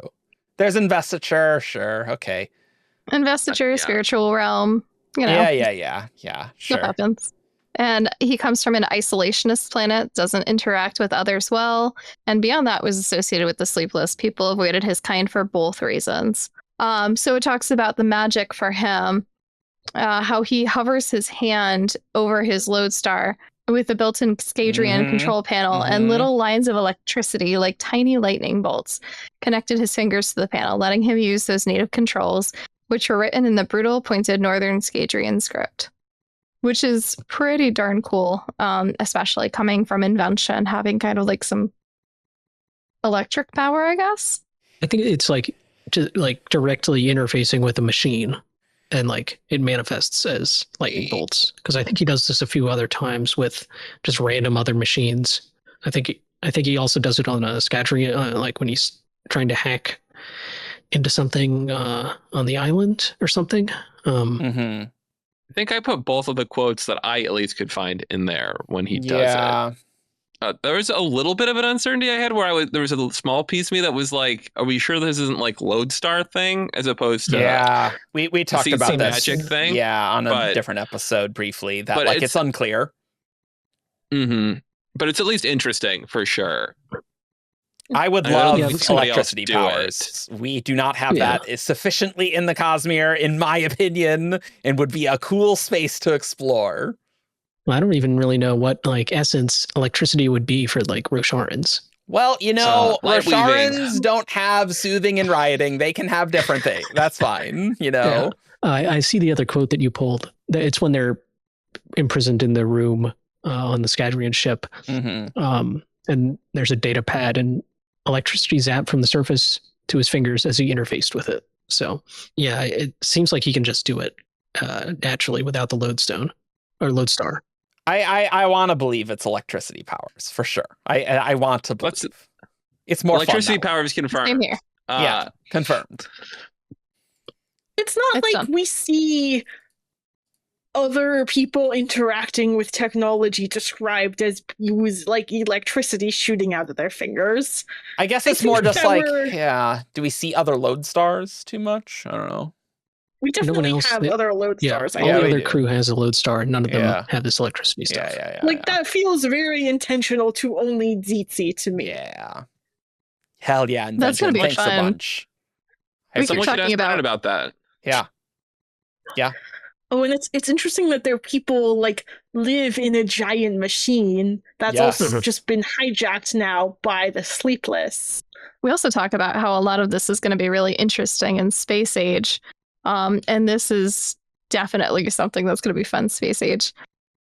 You imagine like sneaking onto a ship and interfacing with the ship and like taking control of it or something. Yeah, absolutely.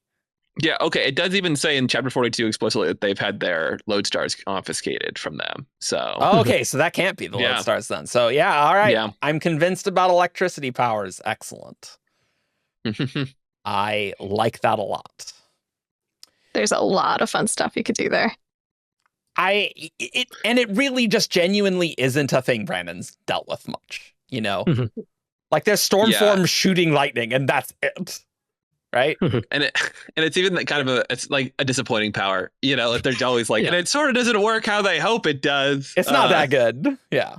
Well, they're probably better at it now since Battle of Narok, admittedly.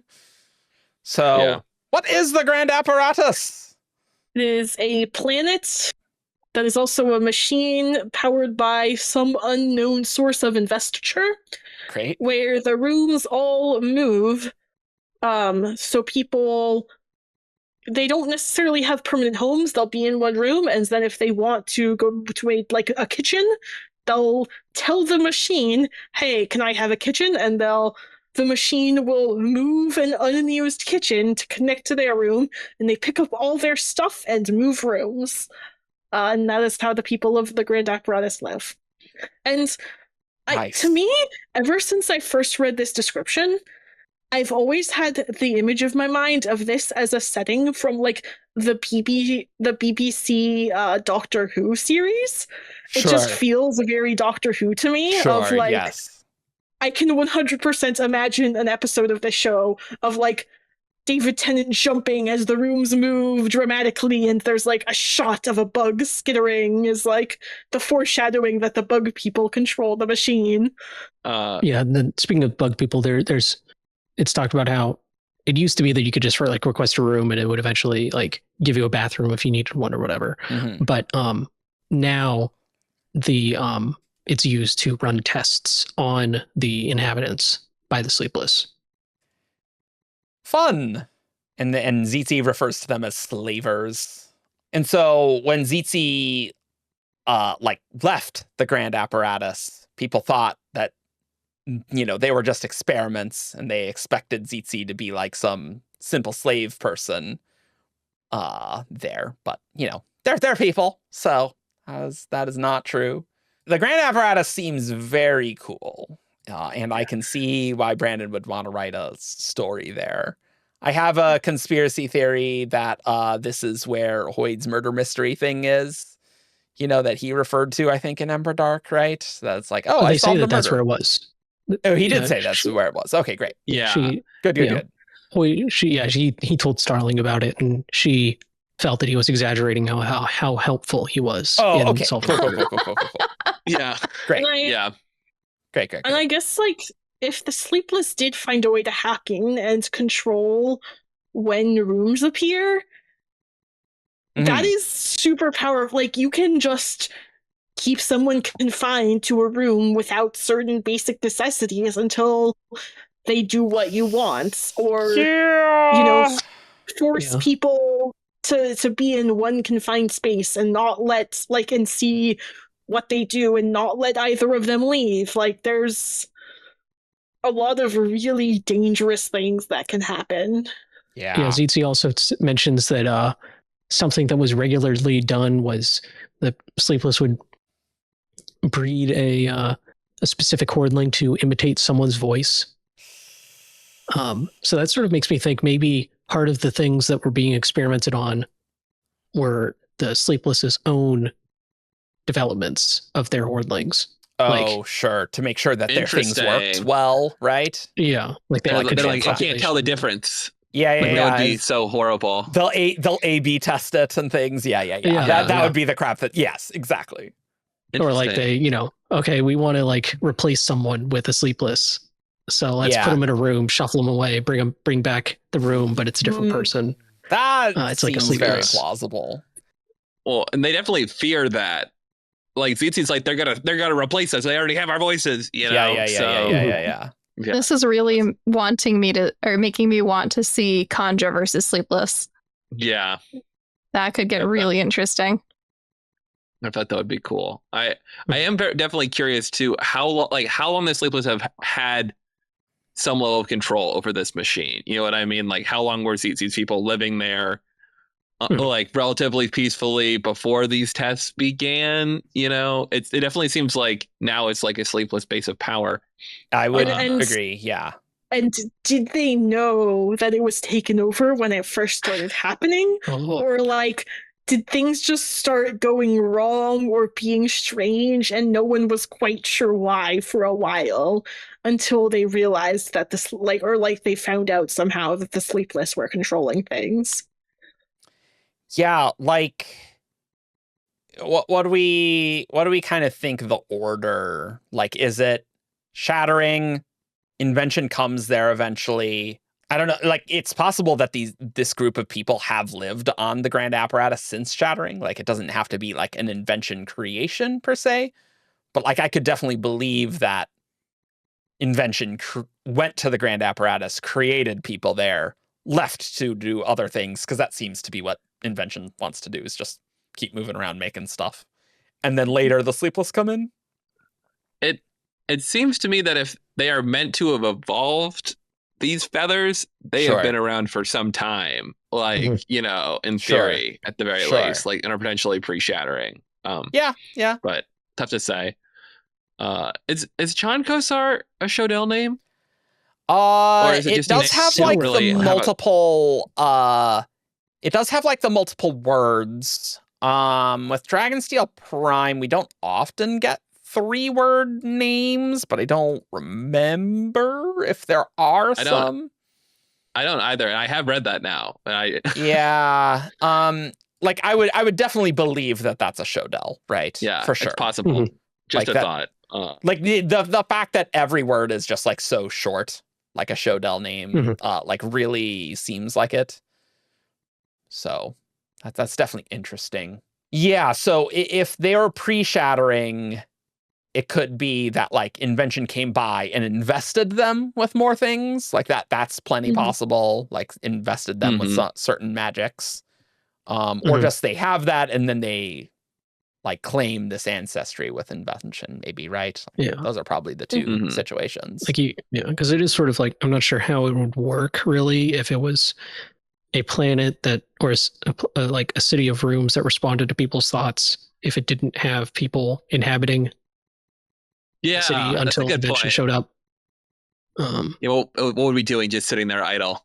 I am interested like in like what the structure of it will be eventually, because like, they refer to it as a planet sometimes, and I assume it's like a machine surrounding a planet, not just a free floating machine. They also refer to like multiple cities at some point. Okay. So I could see it going in different directions depending on like how like realistic Brandon wants it to look versus how like high concept sci-fi. Yeah, because I was just curious, like why they would be able to leave the rooms, like what the kind of enforcement is to keep them in if they could potentially get out, if it's just got because then there's also habitable planet at least. They at the very end in the epilogue, they talk about returning to the Grand Apparatus, and Chrysalis, because they're suggesting ways to get rid of the manacles, and Chrysalis says that her kind may have suggestions for how to free Chrysalis or free Starling from the manacles. Which kind of a crazy suggestion, though, to be like, hey, Zizi, you want to go back? Like, I realize that we just have a fledgling bond here. So did Zizi like run an escape, basically? It's not clear how he got out. Because it does, you can't leave the city. The slavers made sure of that, so it does seem like he did escape to me. Yeah, like if they are slavers, like I don't think people are leaving. Yeah. So yeah, maybe they don't go at the Grand Apparatus itself. Maybe that's not great. Emberdark 2, the Grand Apparatus. Man, that would be sick. It would be sick though. It'd be sick. I don't think this guy tells you where we're going. Brandon is doing this, but I would be so down for a book of like Emberdark series where each book is like a different member of the crew's planet. I don't think Brandon's doing that. That is I would be here for it though. Isle of the Emberdark would be where it'd be like planet hopping and stuff. Yeah. Kill off Ed before we go to Vax. We're like, damn it. No, we got to get to Vax. Actually, we're not going to Vax, guys. Watch it never show up. It'd be funny. The way it's talked about too, Vax, it makes it sound like Vax is important, like on the level of Scadrial and Roshar sometimes, which is interesting. But anyway, it is. Anyway, is there a sense of how recently the Sleepless took it over? I don't think so. Like, is that on a scale of generations or a generation, or like on the scale of a century? I think it has to be closer to like a generation, personally. Oh, I don't know about that. Or like more on the scale of generations. I don't know. I think it could be easily centuries, if not longer. I think Sleepless wise, easily centuries. In terms of the Lonarchs, though, I think maybe less. And the reason I say that is because it sounds like they have a memory of before it was run by the Sleepless. Yeah. Like some cultural memory. Yeah, now that's just taking a guess, but they seem to know that there was a time before the Sleepless ran it. So that's got to be relatively recent, at least. Yeah, okay. Yeah, I wonder what changed that allowed the Sleepless to do that, or if the Sleepless just forced their way into whatever levers of power there is there. Yeah, like you had the brain of the machine, and just, although it's kind of almost surprising that the Lonarchs wouldn't have done it themselves, given the fact that it seems like they're pretty, because he talks about them in a way when he says how technologically advanced they're, not like they're, puppets being moved from room to room, like they've got some agency of their own. So, well, I could have sworn that there was something where Zizi talks about specifically how his planet was like invaded or destroyed, that I felt like gave some idea of when it happened, but I can't find that quote now. Workshopping this a little bit too. I mean, let's pretend the Sleepless aren't there right now, right? Because that's just an extra layer. You have a city that's in perpetual motion, populated by people who have the ability to magically interface using electricity to technology. So it's kind of like just that's how you get around, I guess, is by interfacing with the machine. It feels like there's more there. I think there's a lot more going on here because there's so much that is possible with like this history, right? Like that we just have no clue at all about. And I would love to see it. Yeah, this feels like a ton of layers, and the Sleepless arriving and taking over is just the very top layer of multiple mysteries here. Multiple layers, like an onion. Because like before the Sleepless got there, was there even a central force that could like control these things directly? Like that doesn't even necessarily need to be the case. But then maybe the Sleepless came there and eventually figured out how to do that. And then they were like, great, cool, we're taking control now. And the Monarch didn't quite understand the threat that the Sleepless posed until they did. I feel like, I don't know if there's like an intelligence to interact with, but it feels like there would have to be at least be like an algorithm that existed. Because assuming you can't provide everything to everybody at any moment at all times, like there would be a demanded supply of rooms, you know, like everyone's not. Yeah, there's a mention about hours. There's a mention about how it may like take a little while, like between requesting it and getting it. Of like, so I think you could start with like a manipulation of that, you know, where you're just like, oh, like interesting, like it's not, you know, it seems like something's shifting without even realizing what's happening, and then you could eventually get to a point where you're like, it's more cell like, and they're doing A/B testing where you're trying to decide which one is your real daughter, you know. Jesus. I have an interesting theory. I don't know what I think of it yet. But an awakened city could be interesting. Yeah. Well, and it feels like that's kind of like an awakened machine was what was going on with Yumi, you know. Exactly. So, That's where I'm coming from. And if it's magic and it's a magic you know, like, I mean, like where there's magic, there's intelligence in the Cosmere. I mean, certainly if there's a powerful source of investiture, I wonder if that powerful source is becoming sapient. Like I did have that thought. Yeah. That like it's like some massive computer controlling it, but it's like it's some investiture AI, basically, you know. Maybe there's room for like there is some sort of AI thing controlling the city that the Sleepless have also subjugated and enslaved. Like, I don't know. I could see that. Or just like hacked it somehow. Yeah.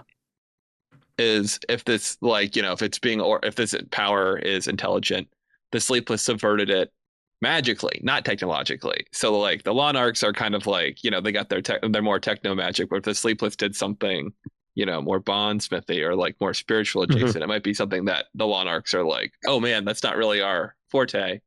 Sure. You know, Sleepless bondsmith. I see that. Nice. That's terrifying. I don't know if they're a bondsmith, but you know what I mean? Like there's you like you can do spiritual stuff. Yeah. Connection magic, unmaking, you know, like whatever. Maybe they're friends with Adim Mishram or Siana, you know, I mean, she had to go somewhere, right? Maybe Mishram's on the Grand Apparatus controlling it. There we go. Easy. No, sorry. I was more just like imagining a Sleepless being a bondsmith and being like, oh, okay, that's terrifying. Yeah, that was what my comment meant. Yeah, that was the Night Watcher's last bondsmith, obviously. Obviously. We all know that. Cool. Any other Grand Apparatus thoughts? I wanted to appreciate that there's the myth around the Gravelands too. I don't know. This reads to me as something. Explain. This reads to me as something that might come up. Can you just read the quote you're looking at? I fear my inadequacy might have cost lives today, had I not settled down to go over my work. But you did find it, Starling said. And were there others I missed? He asked, studying the monitors. We shall never know, for their voices would have died in the Emberdark. and this is where the Gravelands come in, like that of a distant realm, cast off, lost to the city, bearing with it into the Gravelands any who were unfortunate enough to occupy it. And then Gravelands, Ed said, furiously writing, like the rest of us. Tell me more about the Gravelands, Z. I can't say how many times, by the way. Just like me. Yeah. ZT eyed him, then sighed. It's a myth, Edelin, he explained, of where rooms go once they are broken and worn down, discarded by the Grand Apparatus. And then it kind of moves on. But I love that there's a legend there. I think that's fantastic. This myth about, you know, they spend their lives in these rooms and what happens with them. Yeah, because I guess that you would need the investiture to like recreate rooms. Like there would be rooms that like construct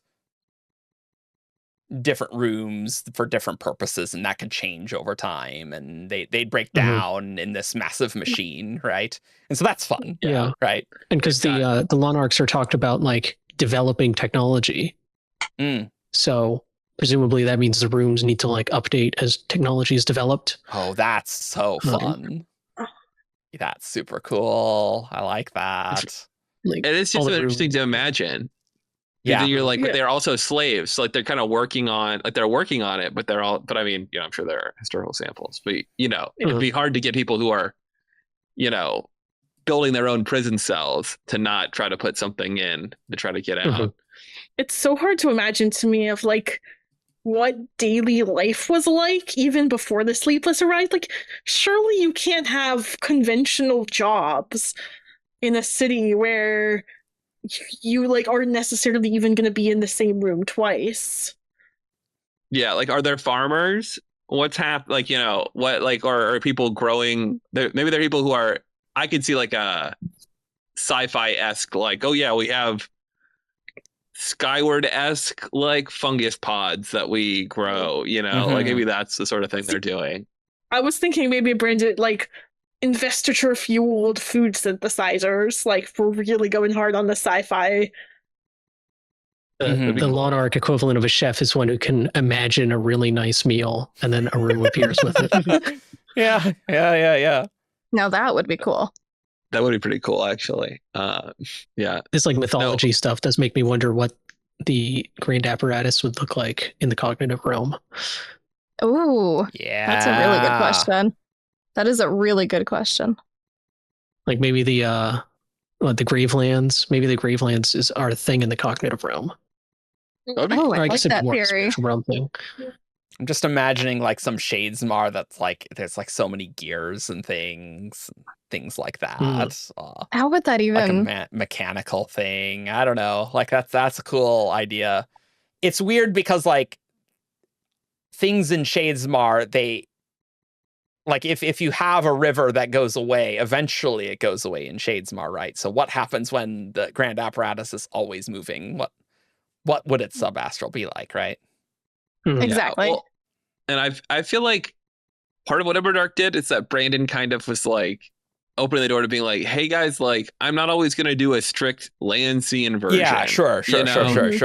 And like I'm going to like the cognitive realm is sometimes gonna be quite conceptual, you know, so I can do fun, interesting things as needed and not just I thought the Roshar map would be fun to be inverted. But so I could see it being something pretty crazy as opposed to being, you know what I mean?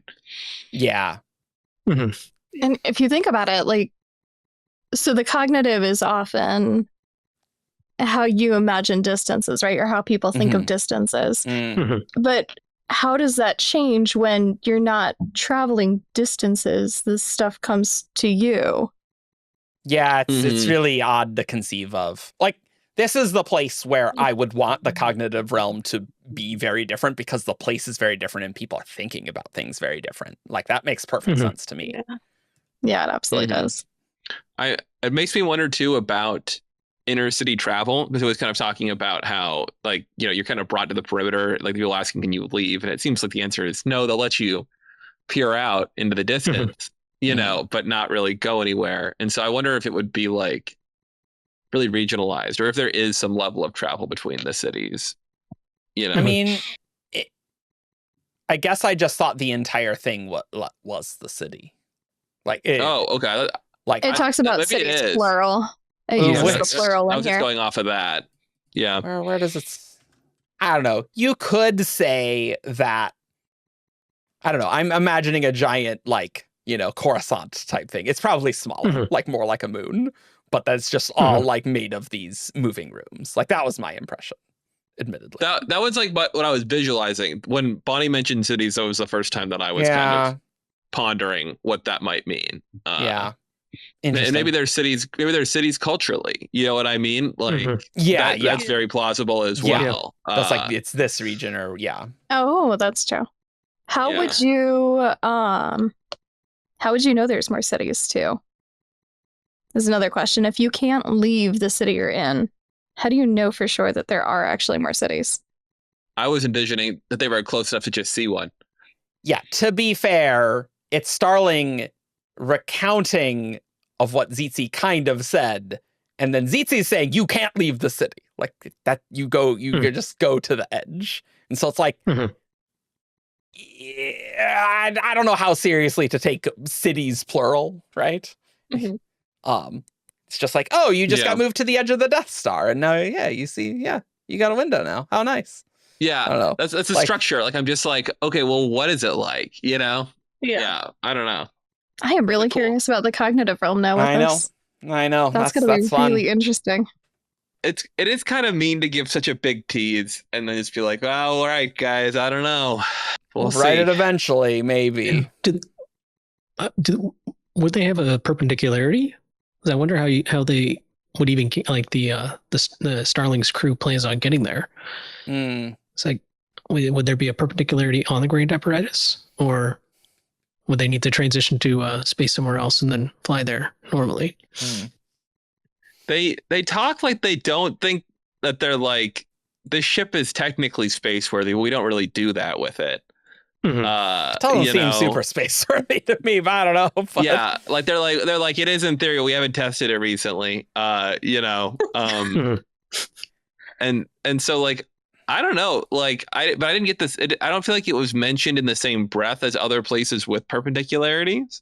I'm not sure. It said that it seemed like and there's a quote in here somewhere about it being if you take the work that brings them near the Grand Apparatus and it pays well, which I don't know. I don't know if expensive to go to means pays well to journey to or not. I don't know. I was kind of think there is room for there to potentially be like a perpendicularity space, and you have to request and know that it's there and ask the Grand Apparatus, hey, take me to the perpendicularity, and like that would be something that before the before the Sleepless showed up. That'd be fun.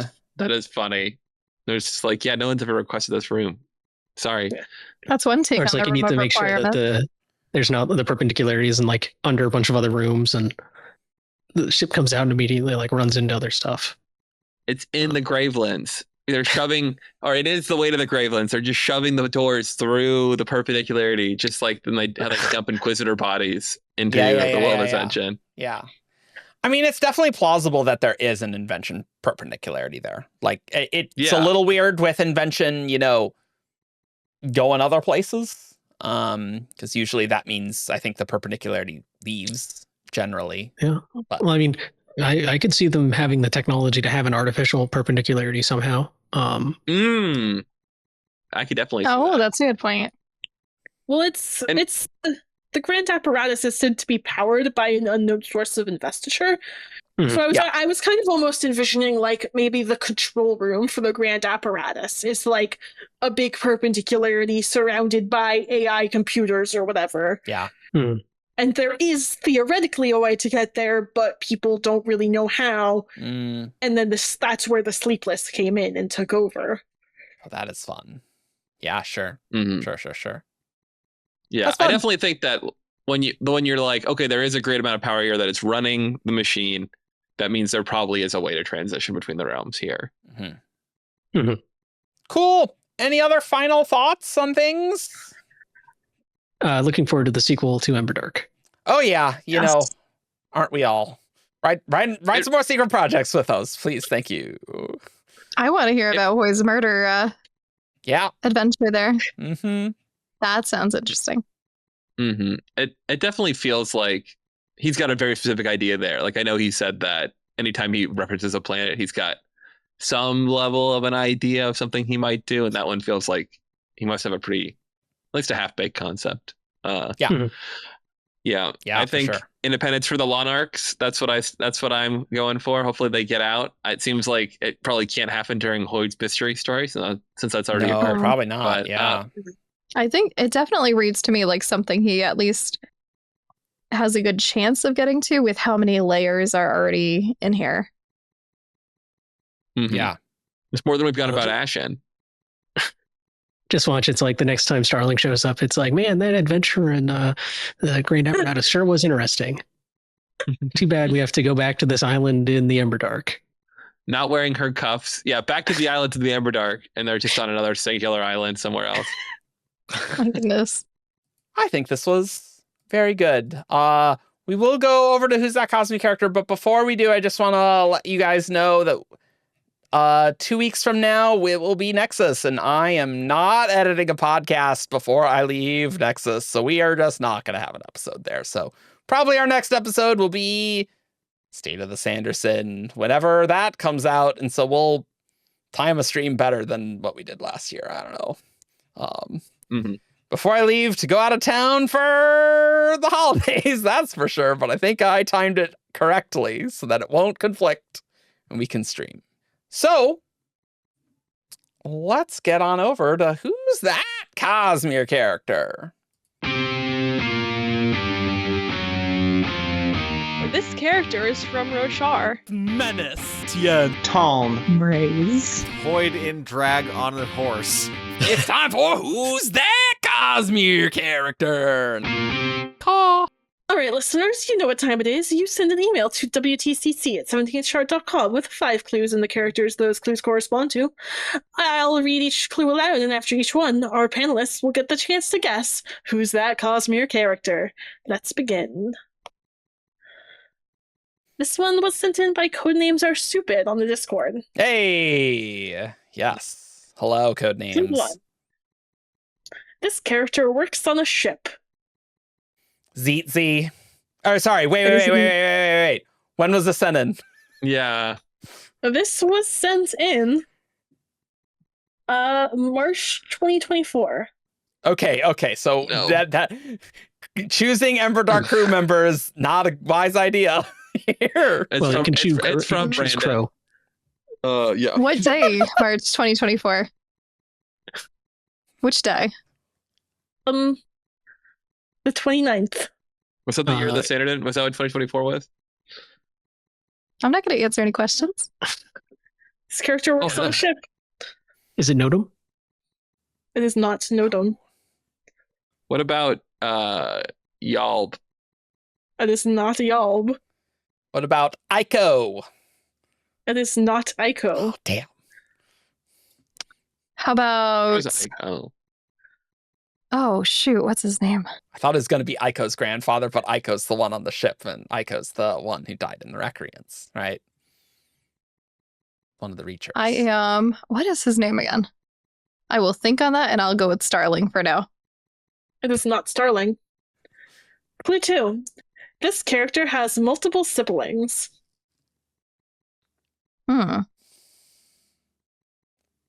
If Tavlakov is the cap, no, is his name Tavlakov? What is the name? Tozbek. If Tozbek is the captain of the ship, is he a member of the crew of the ship or no? Well, it just says works on the ship. Okay, Works so on it a could be ship? the captain. Could be the captain. I'm gonna say Tozbek. He could have siblings. I don't think we know that he does. I think he does not, actually. He might. We don't know either way. That's a very strong clue. Is it Tozbek, Grace? It is not Tozbek. Okay. Damn it. Multiple siblings. Wait, Cord? It is not Cord. She was on the I ship. feel like she doesn't really work. She doesn't work on the ship though. She was a passenger on it. Whatever, close enough, David. Mr. Tozbek, I don't know if they have siblings. It's closer. It could have been in there. He's Thalen. I don't think we know that. Thalens have siblings. I mean, a lot of people do, for sure. I know. I'm gonna go on a technicality here and go with Kaladin. It is not about- Kaladin. Okay, yeah, sure. I think he did do some tasks on Honor's Path for sure. All right. Oh, I thought you was talking about the Bridge 4 ship. I was talking about Bridge 4 ship. okay. Sure. I don't know, is it Fort? It is not Fort. I haven't really been thinking Clue about that 3. dress. Now, this character is homesick. Yeah, okay. Oh God, I really would guess.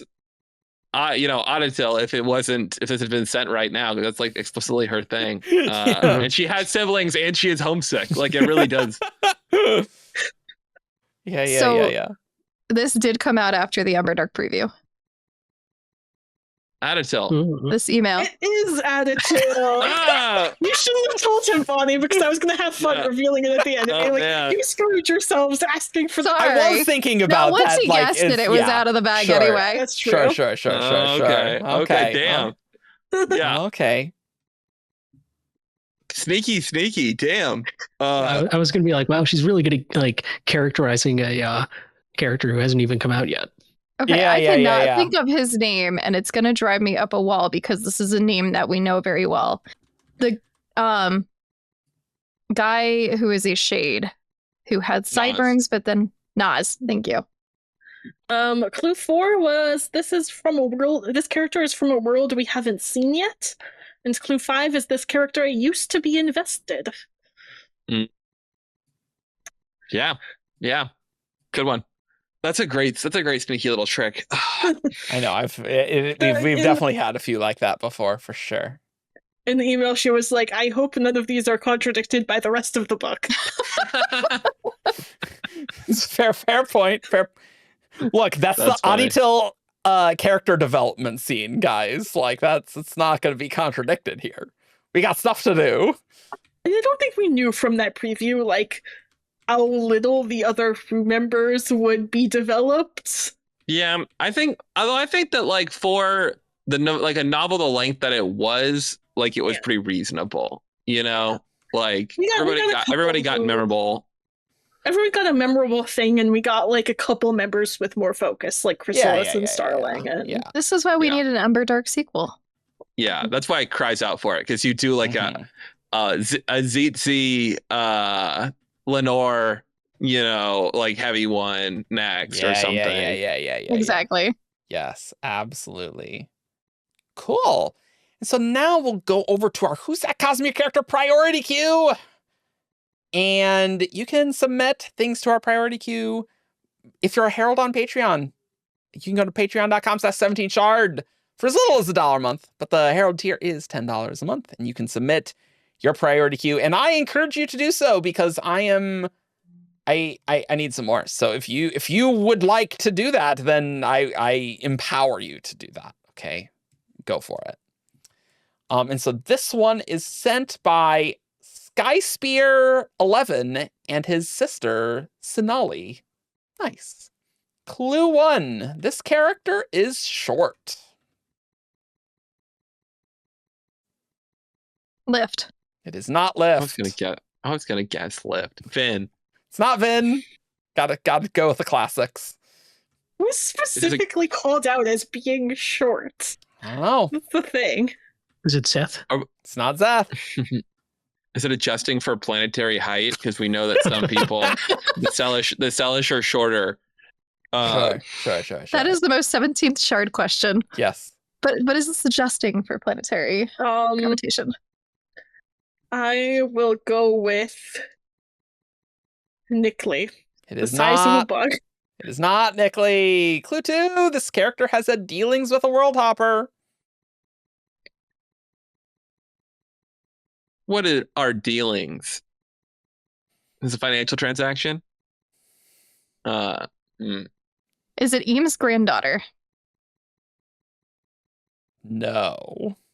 She's short for a person I or for feel a like there's some character who is like specifically described as short and not just a child.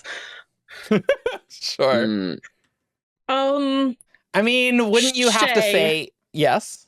I'm guessing Shay. Shy. No, it's not Shy. I was thinking that. I was like, can't even deal with the pronunciation. Shay, I can't do it. What about who is the other character that has a name like that? Shan. That's what it is. Are you guessing Shan? Shan No, Alario? I'm not guessing. Okay. No, I'm not guessing that. Okay. That would be a bad guess. Sure. Unless she's short. Watch to be Is she right. short? I don't think she's short. Shan Alario. Is that your guess? I'm gonna guess that because Hoyd was there when the keep burned. They interacted. That's true. No, it's not Sean. I think Sean's actually kind of tall, but I will admit I don't have any strong evidence to support that. That's just a feeling I have. She's got tall vibes. Okay. Yeah. All right. Tall Well, vibes. We've ruled it out. I know this is a bad idea, but my mind is going to the White Sand graphic novel and trying to be like, were any of them drawn as shorts? That would be wild. It would be acceptable, but wild. But the issue is that they would be drawn in a baffling variety of heights throughout the series, from towering over everyone to like being the shortest person on screen. Omnibus, maybe, probably. I don't know. It is, but like it's just like the best Photoshop that Isaac could do. Like, I think the omnibus. No, it's pretty good. No, it is pretty good. That's me being unfair. Yeah. Is it Siri? It's not Siri. Clue 3. This character has been on Roshar. Felt. It's not Oh, it's Felt. gonna be Felt. Okay, phew. I was getting ready to be like, damn it. But then he was described as short. Is it the guy from the Pure Lakes? Ishik. It is not Ishik. Okay. I presume that you mean that guy. No, it's not Ishik. Is it Shalon? It's not Shalon. I have that too. Okay, what were the clues again, Eric? Short. This character is short. Interacts with World Hoppers. Dealings with a World Hopper, has been on Roshar. So, really narrowing it down here. Okay, what about, I feel like Lopin's short. Let's just go with Lopin. It's not Lopin. I think I feel like some of this is not like actual short characters. It's just like which characters gives off short vibes to us. It's the true. readers. It's true. I'm gonna look up Lopin's height after this. I would go on the top of mine right now. I guess I could look at the Lopin page. I can get the Lopin page so we know it's not him. I'll allow that. Clue. I'll get back to you. Clue 4. This character is not invested. That takes my next guess. I was going to guess one of the Galadon, whoever the Elantrian World Hopper is in the Ishik. Sure. It's Galadon. Oh. Yeah. That is a good point. Lopin is a short, spindly, brown-haired man in his early 20s. Citation 4. Coppermine. Oh, bam. Is it the mink? It's not the mink. Ooh. It's pretty good. Is he short or does he give off short vibes? Most escape artists, I think, are short because it makes it easier to get out of traps. Well, and I think the Herdasians are just shorter than the Alethi. I think I think that's what. So you describe that's what gets brought up a lot. I was gonna say, if you would you say a child is short, or would you say that a child is short if they are shorter than other people of their age group? I'm just saying. Well, Eric, an excellent question. I don't think Brandon ever does comparative child sizing, so I think we're safe to assume that it's not. There's not enough comparative child sizing in the Cosmere, guys. A real big flaw in Brandon's works. Maybe let's not phrase it like that. That seems not great, actually. That's fair. I love how it's always turn and look at the books when you're really thinking. I know you have to. You have to. You're obligated. It works for Ian. It seems to work for Ian. Yeah, a lot of times it does, actually. But has interacted with World Hoppers. Had dealings with the World Hopper. Is it the no, he'd be invested. The Lighthouse Keeper is who I was going to guess, but he'd be invested. Wait. Which lighthouse? Wait. The one with the crystal ball that Kaladin uses. Okay. Yeah, no, not that one. I thought you were thinking about the guy on the coast who was Fuli. Yeah, of course. There are two lighthouse keepers. There's I know in the cognitive realm, and there's Puli in the physical realm. This is my very niche area of expertise. They both have very interesting stories. Yeah, that's true.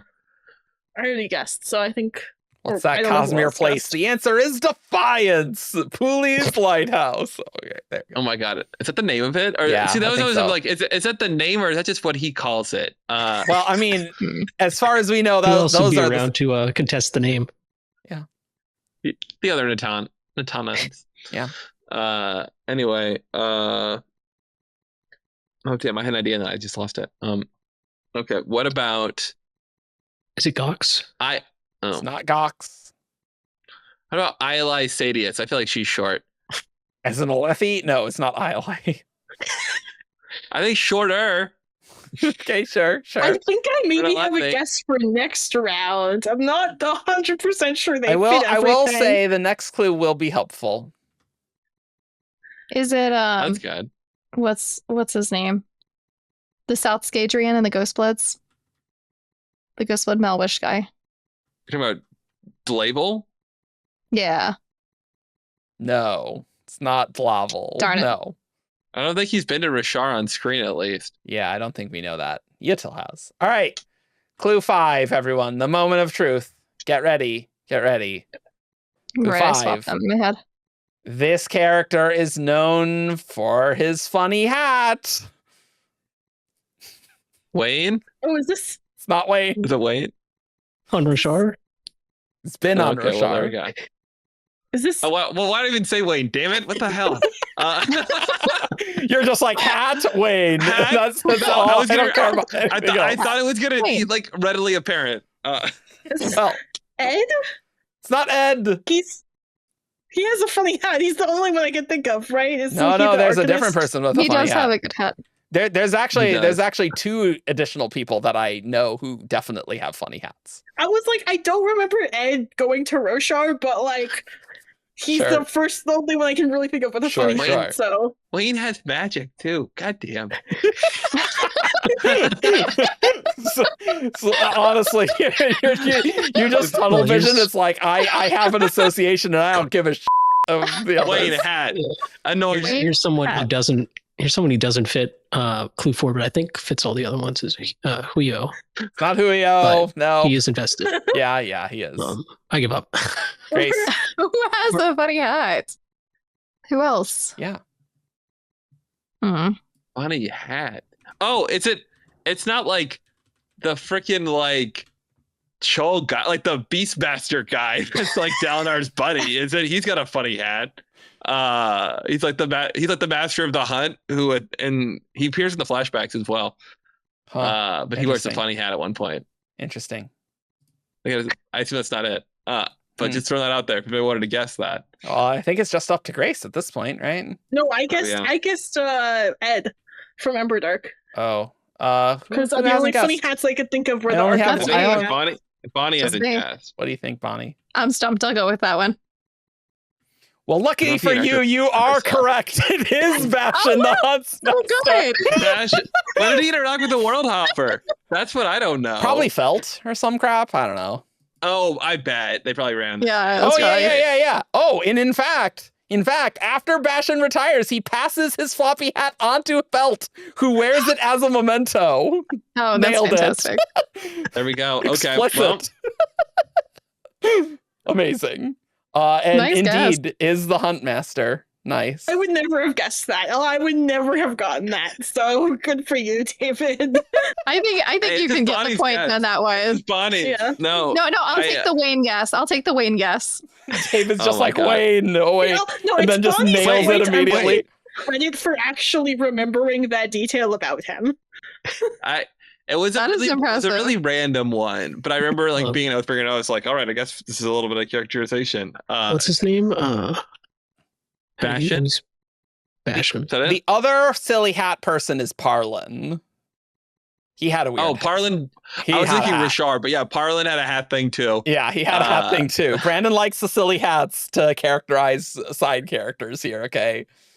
I mean, Well, granted, think about there's it. been plenty of Think about characters. when we go to Silverlight, how many more characters will be able to have the silly hat clue applied to them when we see more arcanists?